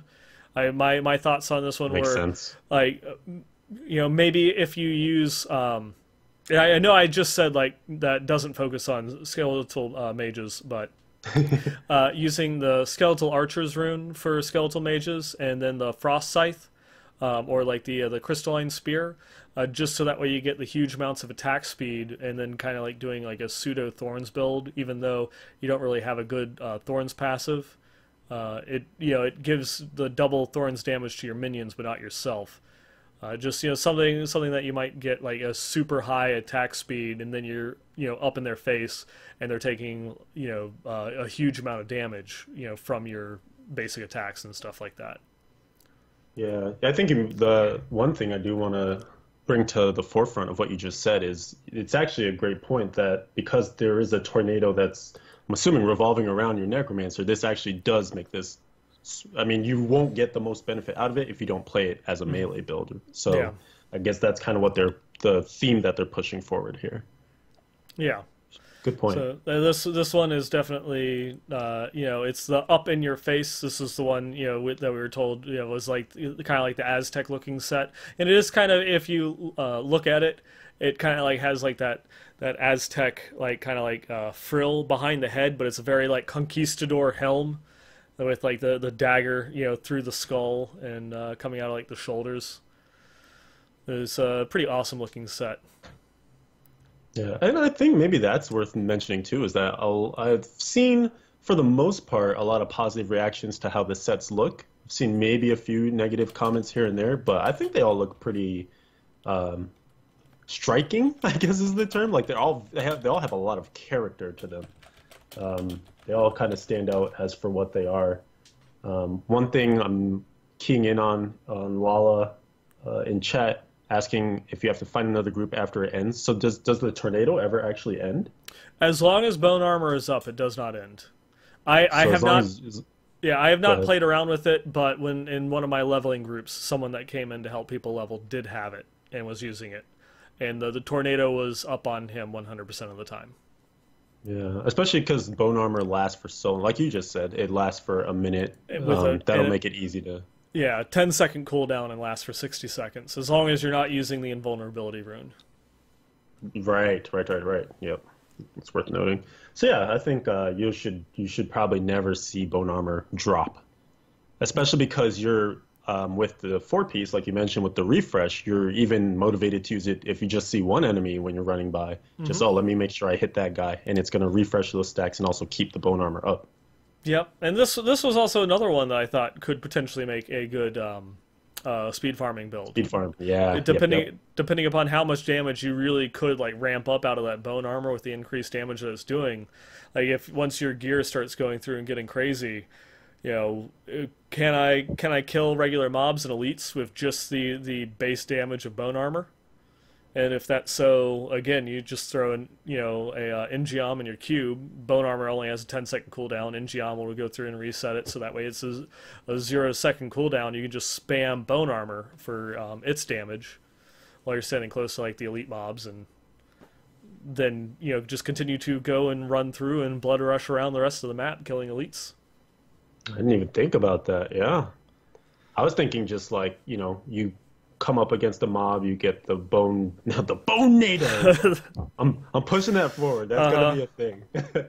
And now they're taking that increased damage, so then maybe you hit them with a death nova or something. But yeah, maybe even just the activation of bone armor itself would be enough to just, choop, you're gone. All right, next pack. Yeah, that's just what I was thinking. If with the MGOM you have the 0 cooldown on it, and you could ruin it for like I think like the 200% damage instead of the 150, then the base 1000% damage increase multiplied by the 850% additional damage, and then just like the tornado with what is it, dual scythes, just so that way you can like drag them all into the tornado, and then pop that bad boy a couple times, kill them, and refresh your Ingeom, and then kind of like blood rush off to the next group, and rinse and repeat. I like it. Oh my God, like a moving tornado. You are the tornado. Oh my Yeah. God, we just figured it out. Oh man. Yes. Yes. All Okay. right. I So like it. we have something to go and test. We have a goal to test for. Yes. All right. Perfect. Mark it down. That idea is solid. All right. All right. And so we got one more set to pop through here. And Yep. this one, like you were mentioning, this is sort of the more limited set. This one Hmm. has some specifications on what you need, and it is the corpse-based set. And this one is the Pestilence Master Shroud, Yeah. also marked as the melee Ma- set. Interesting. Yeah. It was a bit weird because this one is very much so not a melee build. No. You want to take us through those powers there? Certainly. You're now I this one is the Plague Doctor set.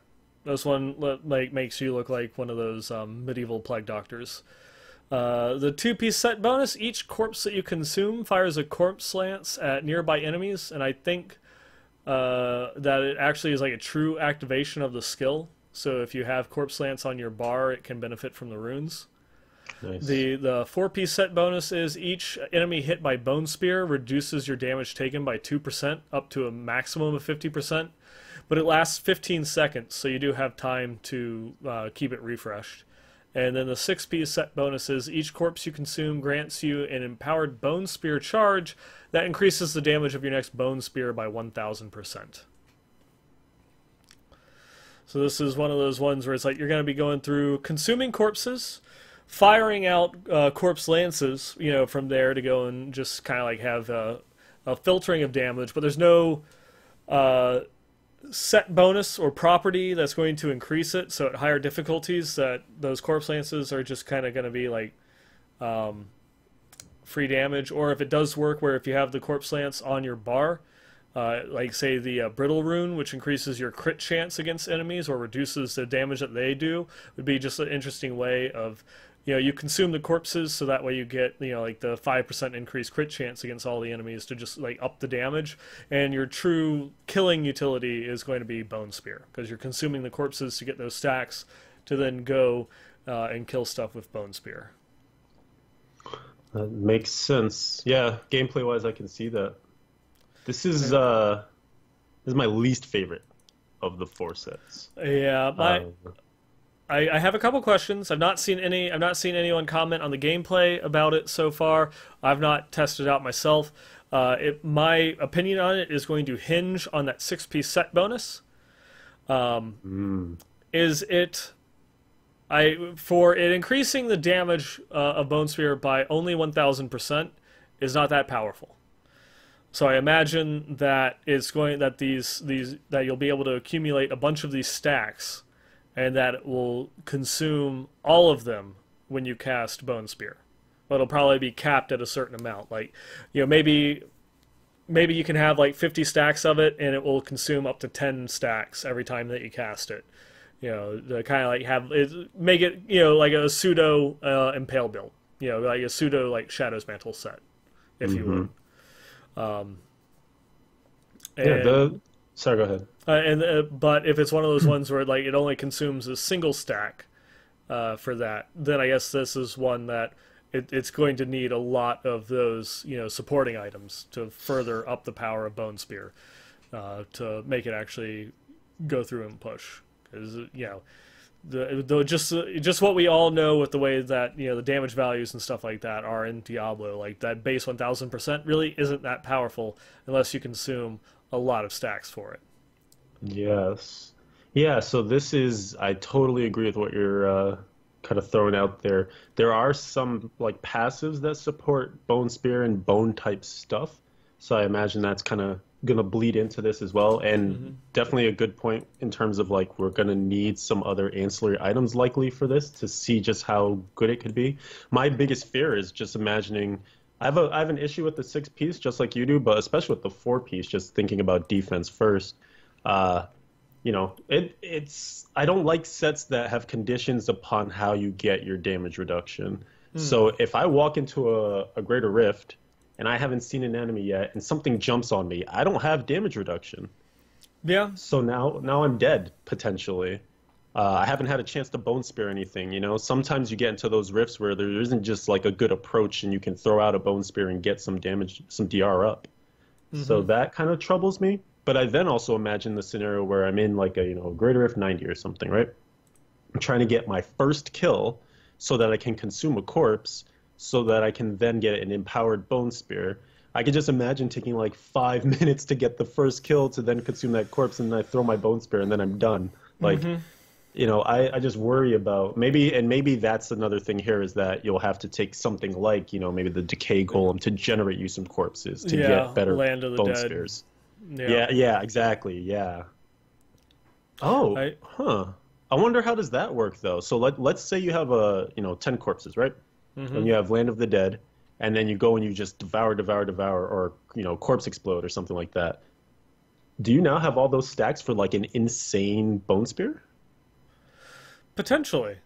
I do wonder how that is going to work with Land of the Dead, because there's other ones like Life from Death, which is every time that you consume a corpse has a chance at spawning a health globe. Does not proc off of Land of the Dead. Oh.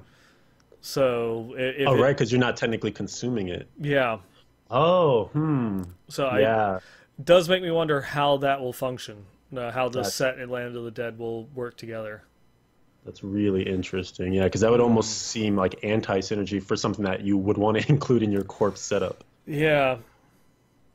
Really good point. Yeah, so I guess this is another one, too, where it's like hard to see on paper what it would be like. You'd probably have to get more testing and true hands-on fashion. Yeah, out of all of them, this is the one that actually is going to require. This is just like I tried to think of ways to like make this one work, and it's the one I kept kind of like not really coming up with ideas. And this was one like on paper is really hard to try and figure out something, and but once you get in there and start playing with it, maybe something will click. Maybe once you actually get the experience with it, it will feel a little bit better.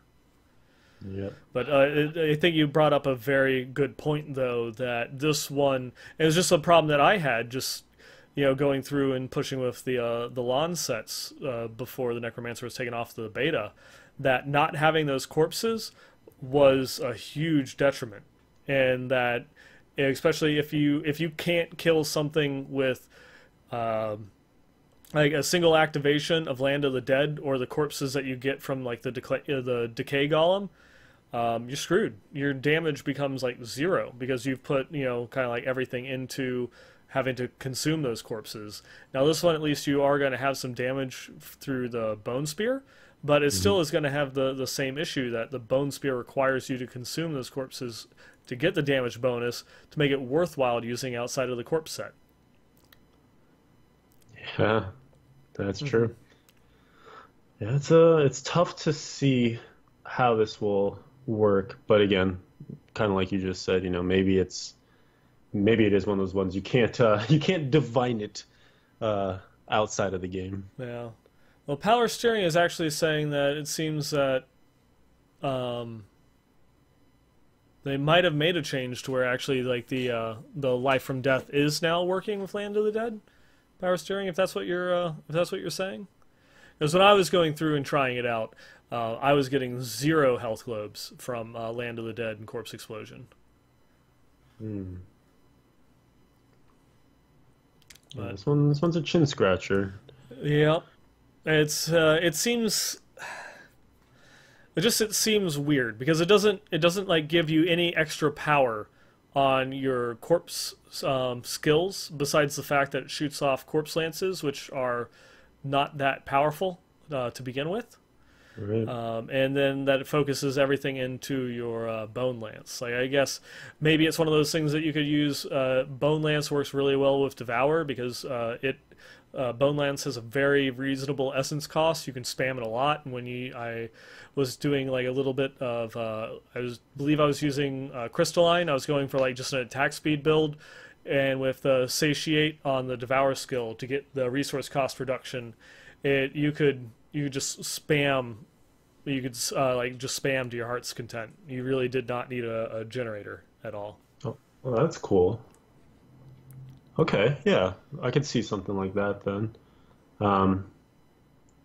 Is it strong enough is definitely the next question. And I'm surprised that you don't see Corpse Explosion kind of included anywhere in this, because it's just such an iconic thing that was kind of like a carryover from D2. And I can't even imagine. I mean, I guess it's one of the ways you consume a corpse, perhaps, with this build. But you just mentioned like Devour works so well with something where you are spending. Like your spender is kind of the bone spear here, so your corpses are the resource that kind of gets you the spender back. Yeah, and also this one, like the corpse skills themselves are just all that they're there is to buff bone spear. Yeah, they don't actually like use. Yeah. Yeah, there's nothing that increases the damage of the your corpse skills, so that will be outstripped, by your greater rift level. Like, without some sort of damage bonus, that's going to be like with Lawn, that actually is buffing the damage on the corpse skills. They were not keeping up at like greater rift 45. With. I mean, it definitely wasn't the best gear. I think I only had eight ancients, so it wasn't even fully decked out for that. But I mean, it was just those corpse the damage on the corpse skills they did nothing. I was only killing things because of Rhymeheart was the only thing that allowed me to kill even white mobs at that point. Yeah. And since this has nothing, you're consuming corpses only to give power to Bone Spear. So like Corpse Explosion is might pop. Give you some corpse lances that with like if you have the brittle rune to just give you a 5% increased crit chance to like all the other mobs on the screen or what have you. and then you'll just kill things with bone spear, and then that's it. So the damage on the corpse explosion or anything else is like meaningless, negligible. Yeah, at best. Yep. I mean, we'll have to, again, that's what it's there for. More testing. Maybe the numbers change. Maybe it gets redesigned, perhaps, if it doesn't impact things enough, right? Yeah. And also, from what Power Steering was going through and saying that his test was like he was just using like the Devour aura with Cannibalize in the blood set with like the Land of the Dead to keep him topped off. Hmm. Okay. Or actually, he said that he did just try it, and he was actually getting health globes with Corpse Explosion and Land of the Dead now. Okay. So that's good. That's good.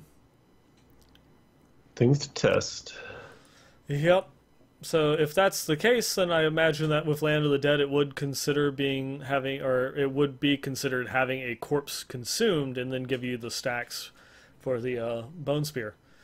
Maybe just because this one is like so hard to kind of like go in theory craft, and the other ones are a bit more straightforward of how you want to play.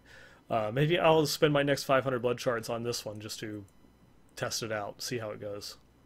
That might make sense. Yeah, so you can report back and have some deeper thoughts on it. Yeah, Cool. But I'm struggling a little bit with this set. Yeah, me too.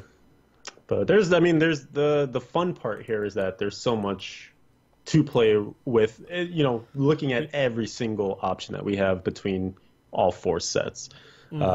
There's a lot of testing to be done, which is really exciting at this point. We're the ones that get to go through and figure out how to make it work. That's right. That's right. Like, if it looks like it doesn't work, we can find a way. I guess that is kind of like the point right now is like, we have to make a way of making it work. It's a blank slate. That's right. A blank corpse. Ooh, I like it. All right, so I guess we can kind of wrap from there. Yeah, that was a lot. Oh yeah, we went deep. Oh yes, that we did. There's almost like there's so many changes and stuff like that. It's like almost too much to talk about. Because we didn't even go through and test or touch on, and before we kind of like go through, I know we're going a little bit long at the moment, but we do want to get into the community feedback. Yes. But with this most recent update, there's also Season 11 testing, and so they haven't really said officially yet, but we can kind of infer from this that the Necromancer is confirmed for Season 11. Woo! That's crazy. Yes, so look forward to the Necromancer the end of June, beginning of July. Obviously things are subject to change. It's not written in stone or blood or on a corpse. But yeah, so this is like patch 2.6 in Season 11 testing for the Necromancer on the beta right now. So yeah. Get hyped. There's just a couple more months before the Necromancer goes live. So if you haven't gotten into the beta, they do seem to be doing a couple additional wave invites for the Necromancer beta every week. I think there's at least been like 1 or 2 invites every week so far. Because there was another wave of invites just yesterday when they brought the Necromancer back up, and there were waves last week while the Necromancer was down. That's right. So yeah. If you don't get the chance to get in and try it, don't worry. You're not that far off before everyone has access to the Necromancer. It's coming far sooner than you'd think. Oh, yes. And yes. So nuts. Another supporting actor to this whole idea that it's happening. Season 11, next season, we're in Season 10 right now. Necro is coming. Within the Hadrix gifts, which are actually available for view on the closed beta right now, there actually is an inclusion for the Necromancer and a set that it would get out of the Hadrix gift. So it's like if they go out of their way to do that, it's kind of teeing this thing up to come sooner than later. The first set that we talked about today, the pet set with Armory of the Dead, with Army of the Dead, skeletal mages, etc. That's the one that's keyed in for season 11 for the necromancers. So if you're really on the fence if you're going to play a necro in season 11 or not, maybe this will help sway your decision. I'm pretty sure everyone's going for one. But you got the pet set to look forward to. And just very quickly running through the other classes, Crusader gets Rollins, Monk gets Raiment, WD gets Helltooth, Wizard gets Tall Rashes, Barb, Wrath of the Waste, and Demon Hunter, Unhallowed Essence. This is like a strong season because a lot of these sets are like some of the class's favorites for speed and getting like really out the gate quickly. This is gonna be a fun season. And I'm not just saying that because I get to play the Necromancer. Well, from top to bottom, it's I think a lot to look forward to. And I mean, even just one of those other things that also kind of like goes through and ties into that. Now, we are just a little over 2 months away from this proposed release for season 11, but in the last week, they replaced, I believe, all of the placeholder names and placeholder art assets for all the Necromancer skills. So all of the crazy. all of the skill icons have been fully redone, and I don't think that there are any more placeholder titles for any of the skills. That all got locked down. It's looking good. Yep. So it's in this 1 week we already had like an amazing amount of polish, and then the skills themselves, everything that I played around with that before did not have an actual proper art asset now does. Yep. Including let me real quick before we jump off the hype fence, because there is something that I was considering in the back of my head. I don't want to be the Debbie Downer. But one consideration that we do have to make is that in the past they've said we want seasons to be 3 months long, right? Yes. And then we've gone and we've seen 2 seasons that actually fell short of that, went 2.5 months essentially. We could see on the other side of that number a season that goes longer. Like, let's say they need more time. Let's say season 11 actually will be the Necromancer release season, but let's say season 10 actually lasts. You know, let's say season 10 is the new season 1 and it goes 6 months. God forbid.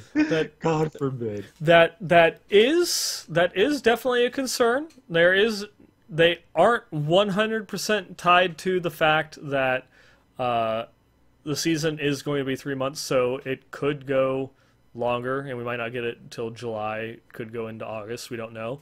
But going back to that, though, the seasons themselves only being like the 2.5 months for like the last couple of seasons, that is the difference between a season being 3 months or getting a new season every 3 months. 3 months, yeah. Because if you're going to get a season every 3 months with having downtime in between them, then obviously the season has to be a little bit shorter than that. So and there have been reasons for them to do so as well, too, like lining up with the anniversary, lining up with BlizzCon. So you have very compelling evidence, and believe me when I say I hate my side that I'm on. I'm on your side. But I mean, given your point, we do have like 4 weeks that they could take back from us because of like the expedited seasons that they've done. Yeah. What if they? Oh my God, that'd be so nefarious if they were like, "Hey, we had all these short seasons, so we could lop on an extra month for season 10." Supplies. Oh God, that'd be so dastardly. Oh man. But I will at least go out there. We will get the Necromancer well before BlizzCon. I feel that. Yep. We can lock that one in. We can lock that one in. I like it. So, sufficiently hyped. Yes. Anything else that you want to cover before we go through? We've been putting it off for a while now, but we've got some community emails that we need to cover. We gotta hear from the people. We need to start getting through some of this backlog. Yes, let's do it. I have nothing else. Let's just go and get emails. All right. So let's see. Let's pull this up. All right. And so the first one that we have here is from a longtime listener, Power Axes. He had some Necromancer suggestions that he wanted to go through and talk about. And this one is his suggestion was for the show, I want a special Necromancer beta show. At least have one or two, or one or maybe two guests that have been in the beta for a couple of weeks. Have everyone provide, say, 30 minutes of recorded gameplay. Show the gameplay with a roundtable discussion of everyone's impressions, experiences, and suggestions for improvements for it to take place. It's a sure YouTube hit. Fan and clan member, Power Axes. How do you feel about that one? I mean, that might be something we kind of batted an idea similar to that around. Mm-hmm. We could, that could be something we could reach out to some other, like big name streamers or Diablo community members to see if it's something that they would like to do. Yeah, I mean, even after you did your Necromancer Summit, you got to kind of hang out with Bloodshed, Riker, some of those guys. I feel like you could finesse some of those contacts, be like, hey, you guys have been putting in work, closed beta stuff as well. Want to share some thoughts? I mean, we've had Riker on previously. Yeah, we could, something that we could probably go through and see if we could maybe do like a special episode. Like, since we have like the weeks in between, we could go through and do like a special episode, late breaking episode of Westmarch Workshop. I like it. This just in. Yeah. Yeah, let's definitely try to put some wheels on that one. All right. Thank you, Power Axis, for that suggestion. That's something that we will we'll see what we can work. We'll see what we can work into the show. Yes, indeed. All right, we got another one going way back, of course, so we're catching up. But this one comes in from Hilloth, said, I wanted to say hi. I enjoy the podcast, been playing D3 since release off and on. I sent a request to the clan, and I hope to see you all in game. Have a great week. So Hilloth did get into the clan. Then this was back at the end of March, just to show you where we kind of are here. Since then, and of course that date is kind of familiar and maybe important because that's before the season started. Ever since the season has started, and this is unprecedented as far as I've been managing and like looking at the inactivity for the clan. We've had such little turnover this season. People have been playing way further into the season than I've seen previously. It's really tough right now. I feel very bad when I can't get other people in. And this is just kind of me saying that don't feel like it's you because there are just a lot of people. We have the provision written in where if they go inactive for 2 weeks, then it kind of frees up a spot to get more people into the clan. But everyone's playing, which is a great problem to have. And we hope that we can get as many people rotated in that really want to be in the clan and want to play and meet up with people that are like-minded. But it's been an interesting season in terms of just tons of people requesting and not a lot of spots freeing up. Yeah, and this has been one hell of a month. I mean, you've had WoW had patch 7.2 last night. Heroes got its 2.0 update. There's a new Hearthstone expansion. A whole ton of new games have come out in this past month and such. That there's a lot of things that could have pulled people away, but it hasn't been. Yeah, I want to say that even though it obviously has no impact on Season 10 gameplay, I want to say it's just the hype around the Necromancer, and that we're getting this big content patch is just people more interested in talking about and devoted into Diablo than prior seasons. I think you hit the nail on the head. I was actually talking to Lala yesterday morning, and she said, she's had a couple of her friends who are mostly like WoW players kind of, bug her for some questions on Diablo 3.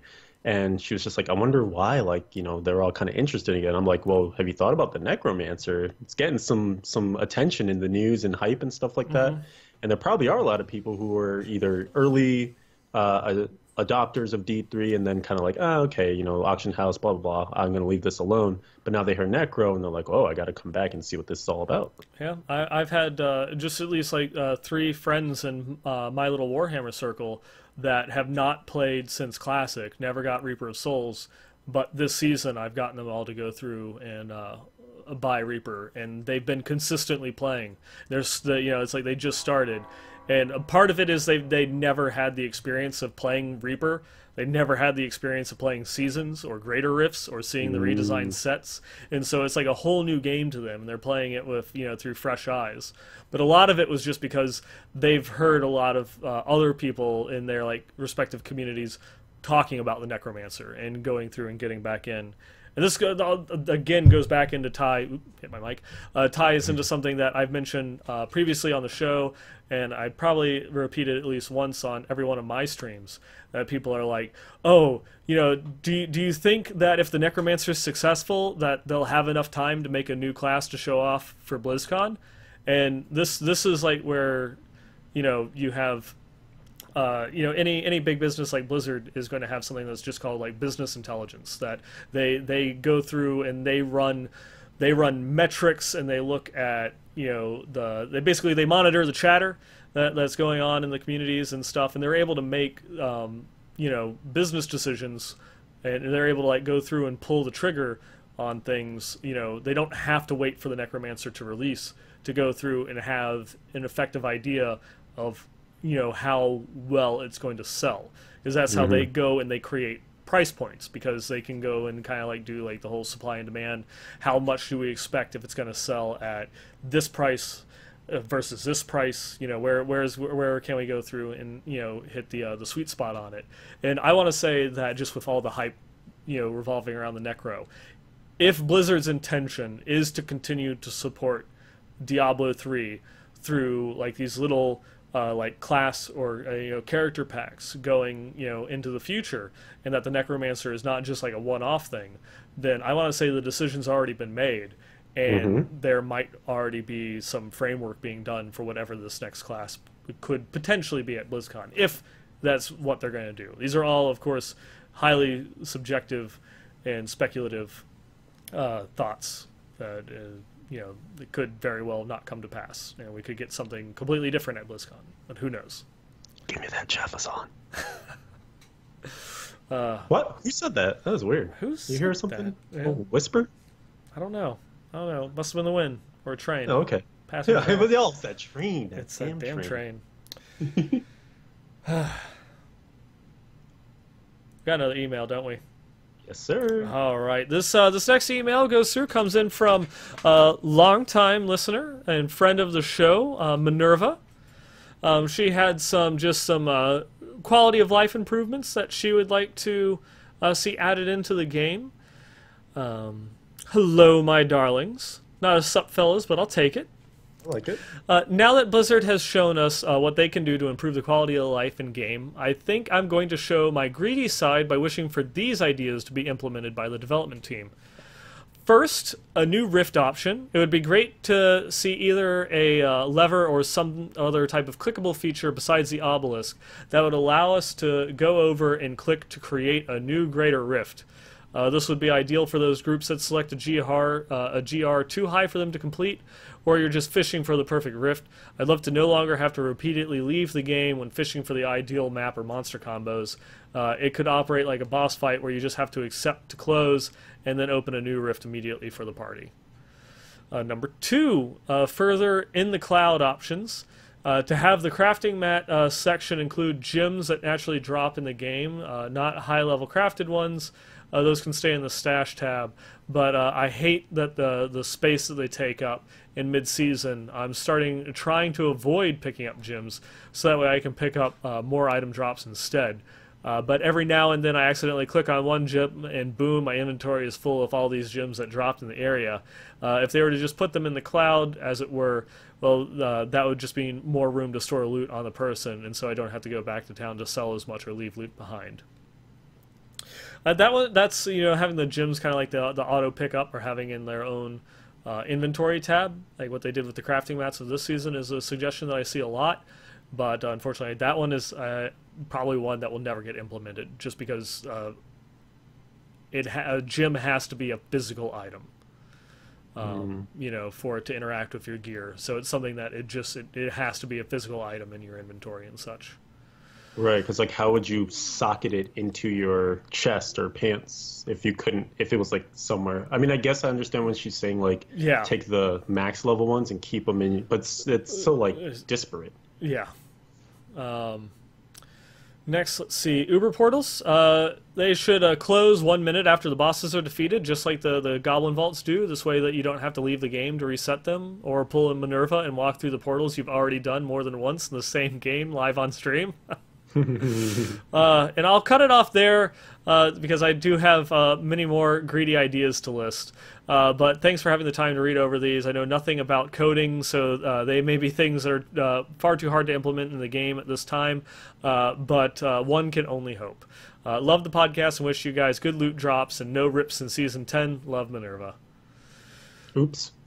Yep. We kind of fell apart on that last Fell apart on that one. And hey, I got a Primal Scoundrel token, so I've been getting loot drops. Good loot drops. These are all ones that I've actually seen other. So when Minerva sent her email in, which of course we're still catching up, so there is that. I've seen other people after reading this also have similar suggestions. So these ideas have kind of some community weight behind them as well. The Uber one to me seems like it almost makes a lot of sense. I don't know, if, like she said, I don't know if it's hard to do, but like when we do our vaults right now, we actually squeeze Ubers in too, and the only reason we have to leave the game is because the Uber portals won't close again. So it'd be nice if, like, while a vault's closing, we go and do an Uber, we do 1, 2 portals, and then those are closing, then we open up the vault, we go back in there, and then we can, like, just a little back and forth sort of thing in Tristram. And while you're doing the vault, the Ubers close. And exactly. So you're not constantly, going and reopening a game all the time. Yep, which I'm sure... I don't know how many server resources it takes up, for like the opening and closing of a new game, but it probably is would be better on the servers to allow the things to just close within the game instead of having to spin up and close down new instances of the game. Especially if you're going through and doing Ubers, you're going to be in and out, in just like a couple minutes. And so. Rapid game creation. Yep. Good point. While we're doing this one, I wanted to ask you, could you think of any, maybe just one, example of a QOL, quality of life, that you'd like to see? The biggest one that I want is the first one that she suggested, of being able to, like, just cancel a rift. Like, it's just, I'm not going to be able to complete this one, instead of having to go through and leave the game, having something that would allow me to cancel it. But then I could see that being open to griefing. It's like I went through and canceled. Maybe it's just something that you could, put it on a timer, and you have to have the majority of players all agree to cancel the rift in order to close it, type thing. So it's almost like when the boss thing pops up. Yeah. So it'd be. That is one of the biggest issues that I have, or like biggest quality of life things that I would be looking for. I like that. My quick one is now that bonus acts are gone, in terms of this one is the bonus, go do the bounties here first. I'd like to be able to just say, hey, Act 1's my favorite act. Remember that and always start me there. Because there's so many times where I poured in, and it's such a picky quality of life thing, but there's so many times I poured in.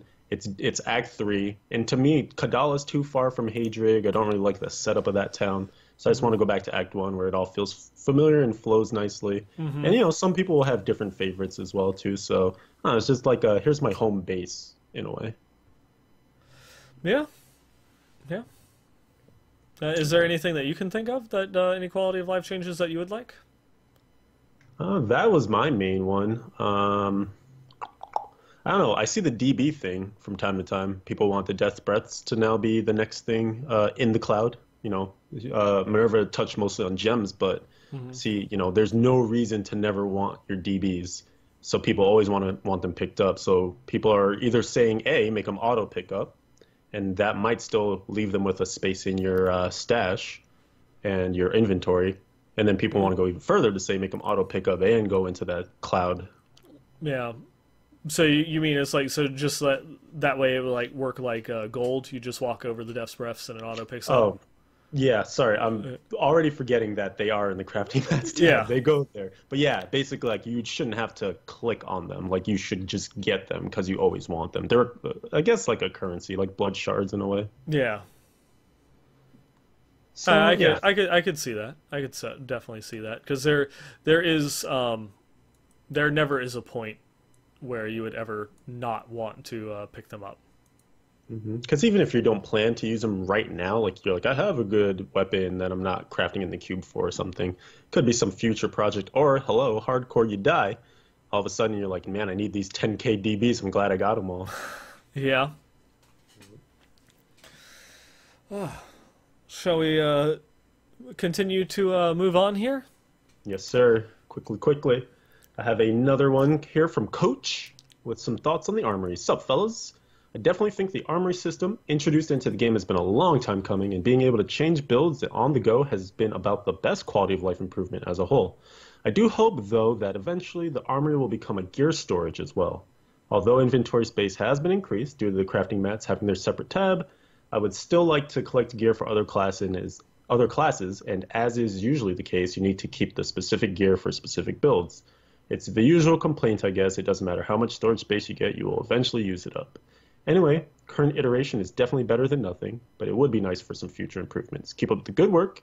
I've been watching your show since the first show, and the show keeps on getting better and better. Kind regards, Coach. P.S. You must get a voiceover for items of the week. What do you mean, man? It's so good right now. It is great. We've got that echo effect that goes on. It took took a lot of time and money to get that into like. I thought that's what he was referring to when it gets better and better each week. Right? So this is one where I actually, when I was doing like a YouTube video and stuff and talking about the armory, I always make it a point to say, by the way, the armory is not storage space. So don't think, because a lot of people are like, oh, you have to put so many items in here. And that makes perfect sense, right? People want more space. They always want more space. I always think of the famous, Josh speech at this point where he's like, if we gave you more space, we have to give you more space, and then the internet would just be all your items and stuff like that. So I don't know. We're getting 2 more stash tabs with the Rise of the Necromancer pack. Yeah. So we at least have that to look forward to. So That'll get used up quickly. That it will. That it will. Yeah. But yeah, it's that'll be nice, especially if I guess if you only play like a couple of classes per season or just like one class per season, it will give you a little bit added room. Like even if you're gonna like just only jump like headlong into the Necro. For the non-seasonal players that like to kind of like go back and forth, I could see it potentially having some space limitations, because even though you are getting like the 2 new stash tabs that you could dedicate like just to the Necromancer, it is really hard to try and fit like 4 sets worth of gear in there, especially for hardcore when you want like the backups. Yep. So many backups. It takes a lot of space. It does. I mean, I'm playing one class and all my tabs are full and I have all 10. Yeah. But I am a hoarder. I fully admit that I am a hoarder. I have Nat set and I'm never going to use it. I actually this season on my Demon Hunter, to try and combat that, I said I'm just going to shard Nat's gear. So I'm not going to play that set, and so I've not even bothered like trying to save any of it, and then watch. I'm going to end up having to do like the one of the set conquests, either the set dungeons, or doing the X number of sets at the Y Greater Rift. Yep. It's late at night. Need that Nats back. Yeah, it's late at night. I've forgotten what those numbers are. GR55. 6 of them. Okay. All right. Oh, it's 6. Then that means I could just do another 3 on the Demon Hunter and then 3 on another class. Gotcha. Boom. Done. Math. Done. Nailed it. Yes. One thing. Have you heard about this? I haven't seen it. I haven't heard anyone else that I know close to me have this issue, but some people are saying in the armory, if you exchange from one build to another, some people are actually losing their gems. I feel like this is like some sort of like Freddy Krueger, like monster under your bed myth. It makes me really scared sometimes to use the armory because like I don't want to lose my gems, but I've been hearing reports. Like the gems or legendary gems? Legendary gems. Well, I've not had that happen to me. Okay. Yeah, I haven't either, but Yeah. for whatever reason, every now and again, someone comes to stream like, have you heard the armory eats your legendary gems? It's like, if you don't eat your vegetables, the armory's going to take your legendary gems. Oh man, that would be bad. Wouldn't that be horrible? I guess every time before you actually use the armor, you should go into the bathroom, turn all the lights off, and whisper Bloody Mary into the mirror while holding a candle. All right, I'm going to do that. That's how that works. Now. That's how it works, right? Oh God. I've. This is like a complete segue, but I've been watching Star Trek: The Next Generation, and it's like halfway through at the end of season 4, and it had like the ghost ship episode, and it legit like made me like look around the room because I was like here by myself, like watching the episode, and it's like, is there someone watching me? Oh God. Like it's like, skin crawl. Anyways, moving on. Continuing on. Mm-hmm. We've got another email here. This one comes in from Aaron, and he says, just giving a quick update to all those wondering how seasons are going on the console. So far, it's pretty amazing. Everything I've hoped it would be. Blizzard appears to have disabled all trading during a season game, and you cannot send items in the mail. This, along with putting the crafting materials in their own area, was probably the way that they cut out cheating. I haven't noticed any duped items or anything, but I pretty much have been playing solo. I don't believe saves are saved server-side, but there does appear to be some type of server-side check while you play. I have noticed around regular intervals, at maybe every 20 minutes, some lag on the game, lasts for about 1 to 2 seconds, and then it comes back. However, it does not endanger your character. I play hardcore, but makes it like the whole game is on pause, and then it restarts. So your character never comes back surrounded or dead. Anyways, got my 2 conquests done, working on my Guardian tab. Keep up the great work. Totally jealous about the Necromancer on PC, but break it and make it better. Well, thank you for that there, Aaron. Good to see that our console players are going through and having just as much fun with seasons on the console as we've been experiencing on the PC. Glad that you guys can join us along in that gameplay there. Absolutely. I heard nothing but awesome, positive stuff on console. Yep. A lot of happy people got their seasons. All right. I'm going to roll right into the next one. It's a quick one. This is coming in from Diacor. Hopefully I'm saying that correctly. Hey, I've been listening to you guys for a long time now, and oh boy, do I love your show. You have just the right amount of facts, knowledge, and backstage experience mixed to joking around to make the show perfect. I'm one of those longtime Diablo fanboys since the series started, and your show gives me so much joy it's hard to describe. Thank you, Nineball and Leviathan. Keep up the good work. Wishing you good luck, Diacor. And P.S. Leviathan, congratulations for your Yang's recurve. That was some epic poop. Epic and then he also poop. Epic poop. It's fun to say. It's like maybe baby. It's like maybe just say, baby. Maybe baby. Epic poop. Epic poop. Yeah, the item of the week as well that he sent in. It looks good. It's got a nice border on it. All right. This next email comes in from Ghost Bomb. Sup, fellas? I hope both of you well. So far, my Season 10 has gone better than I could have hoped. I'm usually a filthy casual, bumbling my way through the season after season, usually maxing out at around Paragon 800. This season, with 33 hours of playtime, I managed to hit Paragon 567 and have acquired an Ancient Carly's Point and an Ancient Holy Point shot. Last night, I finally completed the level 70 Greater Rift while watching 9 use every one of his 9 lives on his 1 to 70 Necromancing journey. Seriously, Thunderclaw won the interwebs with that post. I was referencing Thunderclaw's horrible pun-filled post about trying to increase your chances into increasing your chances into getting into the Necro beta. It's Necromancing. Anyway, I've been regularly jumping into both of your streams. Leviathan stream is killing it. There aren't many people that can lose a strong DH and come back stronger than before. By the way, could you direct me to where you get your RNGesus prayer book? Because those primers are ridiculous. 9 stream, on the other hand, has gone off the rails and turned into a troll feeding frenzy. Seriously though, Nine has a pretty relaxed stream, and it's quite nice to just chill for in the chat for a bit. Both streams are always entertaining and well worth the time spent, no matter which you prefer. So this is just the part where I'd like to say thanks for taking the time to read my email, and as always, thank you both for the workshop. The Weeks in Gaming discussions and the half-assed dick jokes are something to always look forward to, and I hope the rest of your season goes well. Happy hunting, Ghost Bomb. I think we haven't had a dick joke this episode either. I was just thinking that with the last email. It's like we gotta like say dick at some point. Yeah. Oh god. Yes. I guess we're kind of dicks for not making dick jokes and stuff. I guess so. Man. And speaking of dicks, yes, my chat and my stream so far is pretty much, it is, God, I hope you like Jar Jar, because that is pretty much it. With Longshot and Shadow in the stream, it is nothing but 100% trolling the entire time.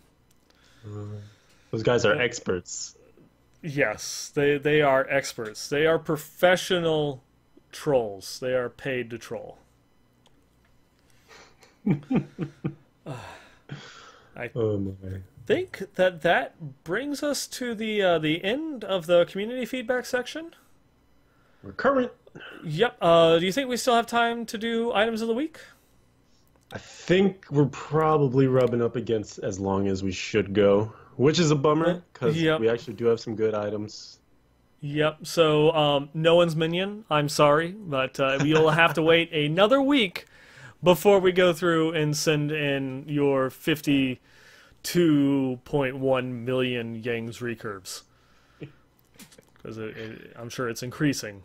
Every time I look at that image, I swear it gets bigger. You're somehow hacking into my computer and adding more images of Yang's recurves into that photo. Those things are multiplying. They are. They really are.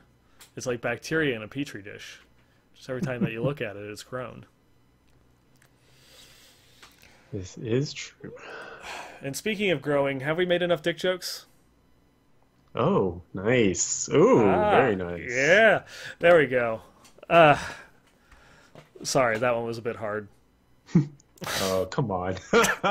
You had to follow a wonderful segue one up with that. Yep. Your standards are falling a little short there. Thank you for your time, but I am now completely flaccid. Anyways, moving on. So I guess we'll be cutting it there, and we'll just, that just means that, you know, next episode we're gonna have, like, you know, even more items of the week to go through and show off. But of course, we love hearing from our community. We love going through and showcasing your epic loot, even though it's been like 6 weeks since we last showed off any of your epic loot. But I promise, 100% promise, that we do enjoy it, and we will show it eventually. We do have a little bit of backlog. There's been so much to talk about lately.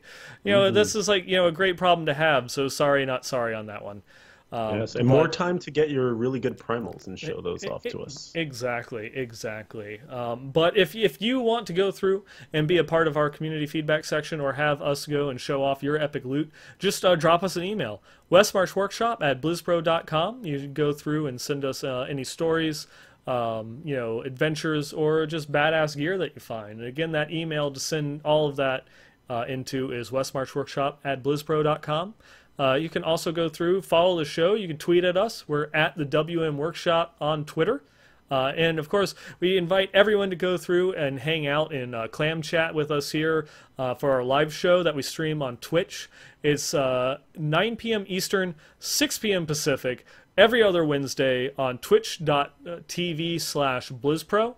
You can always go through, come out, hang out with us. But don't worry, you can still find, you know, all of the episodes up on YouTube and iTunes, Stitcher, and I think we're also on Google Music now. And there's a lot of different ways that you can go through and find the show. But it definitely it's something else to go through and be a part of the chat with the pre-show, post-show, and all the fun in between. You can also find pretty much all the topics that we talked about here on the show and more on diablo.blizzpro.com. We are even in game. We are the BlizzPro clan, and as we were mentioning earlier, we're pretty full up at the moment. So unfortunately, we don't really have all that much inactivity, and so the spots are not freeing up as fast as they used to. But we do give a little bit of a precedence if you let us know who you are and why you want to join the clan, and sending that email into westmarchworkshop@blizzpro.com. But it is not a requirement to go through and get in. We want to try and give everyone the opportunity to go through and join the clan. If you can't get in the clan, or you don't want to leave your current one, you can also look us up. We're the Westmarch Workshop community. So that way you can still go through, chat with us and a lot of our lovely clan mates that like to go through and help out with people. You can even find us on Discord if you want to come out, hang out, chat, or just be like a fly on the wall listening to some higher-end Greater Rift pushes, which has actually been kind of fun listening to Lala, Viper, No One's Minion, and Leviathan as they've been doing their 4-player groups. But that is discord.gg/BlizzPro if you want to come through, hang out, and just chat. And of course, you can go through and you can follow us individually. I am at 9ballgamer on Twitter, and you can find my stream at twitch.tv/9ball. And Leviathan here is at LeviathanD3 on Twitter, and you can find his happening stream at twitch.tv/Leviathan111. And before we completely close out the outro, with just one more time, like to go through and say thank you to Legion by Lenovo, Intel, and of course BlizzPro.com for going through and supporting the show and giving us this lovely platform to go and talk about Diablo and all the things that we love about the game. And I guess with that, you got anything to close us out there, Leviathan? Yes. Have you heard about the Necromancer and his cycle? Yes. Yes, I have. It's a natural cycle, so you shouldn't be disgusted by it. There's so much blood, though. It's just, it's a part of nature. It really is. I don't know. Guy kind of seems like a dick. There it is, everybody. Good night.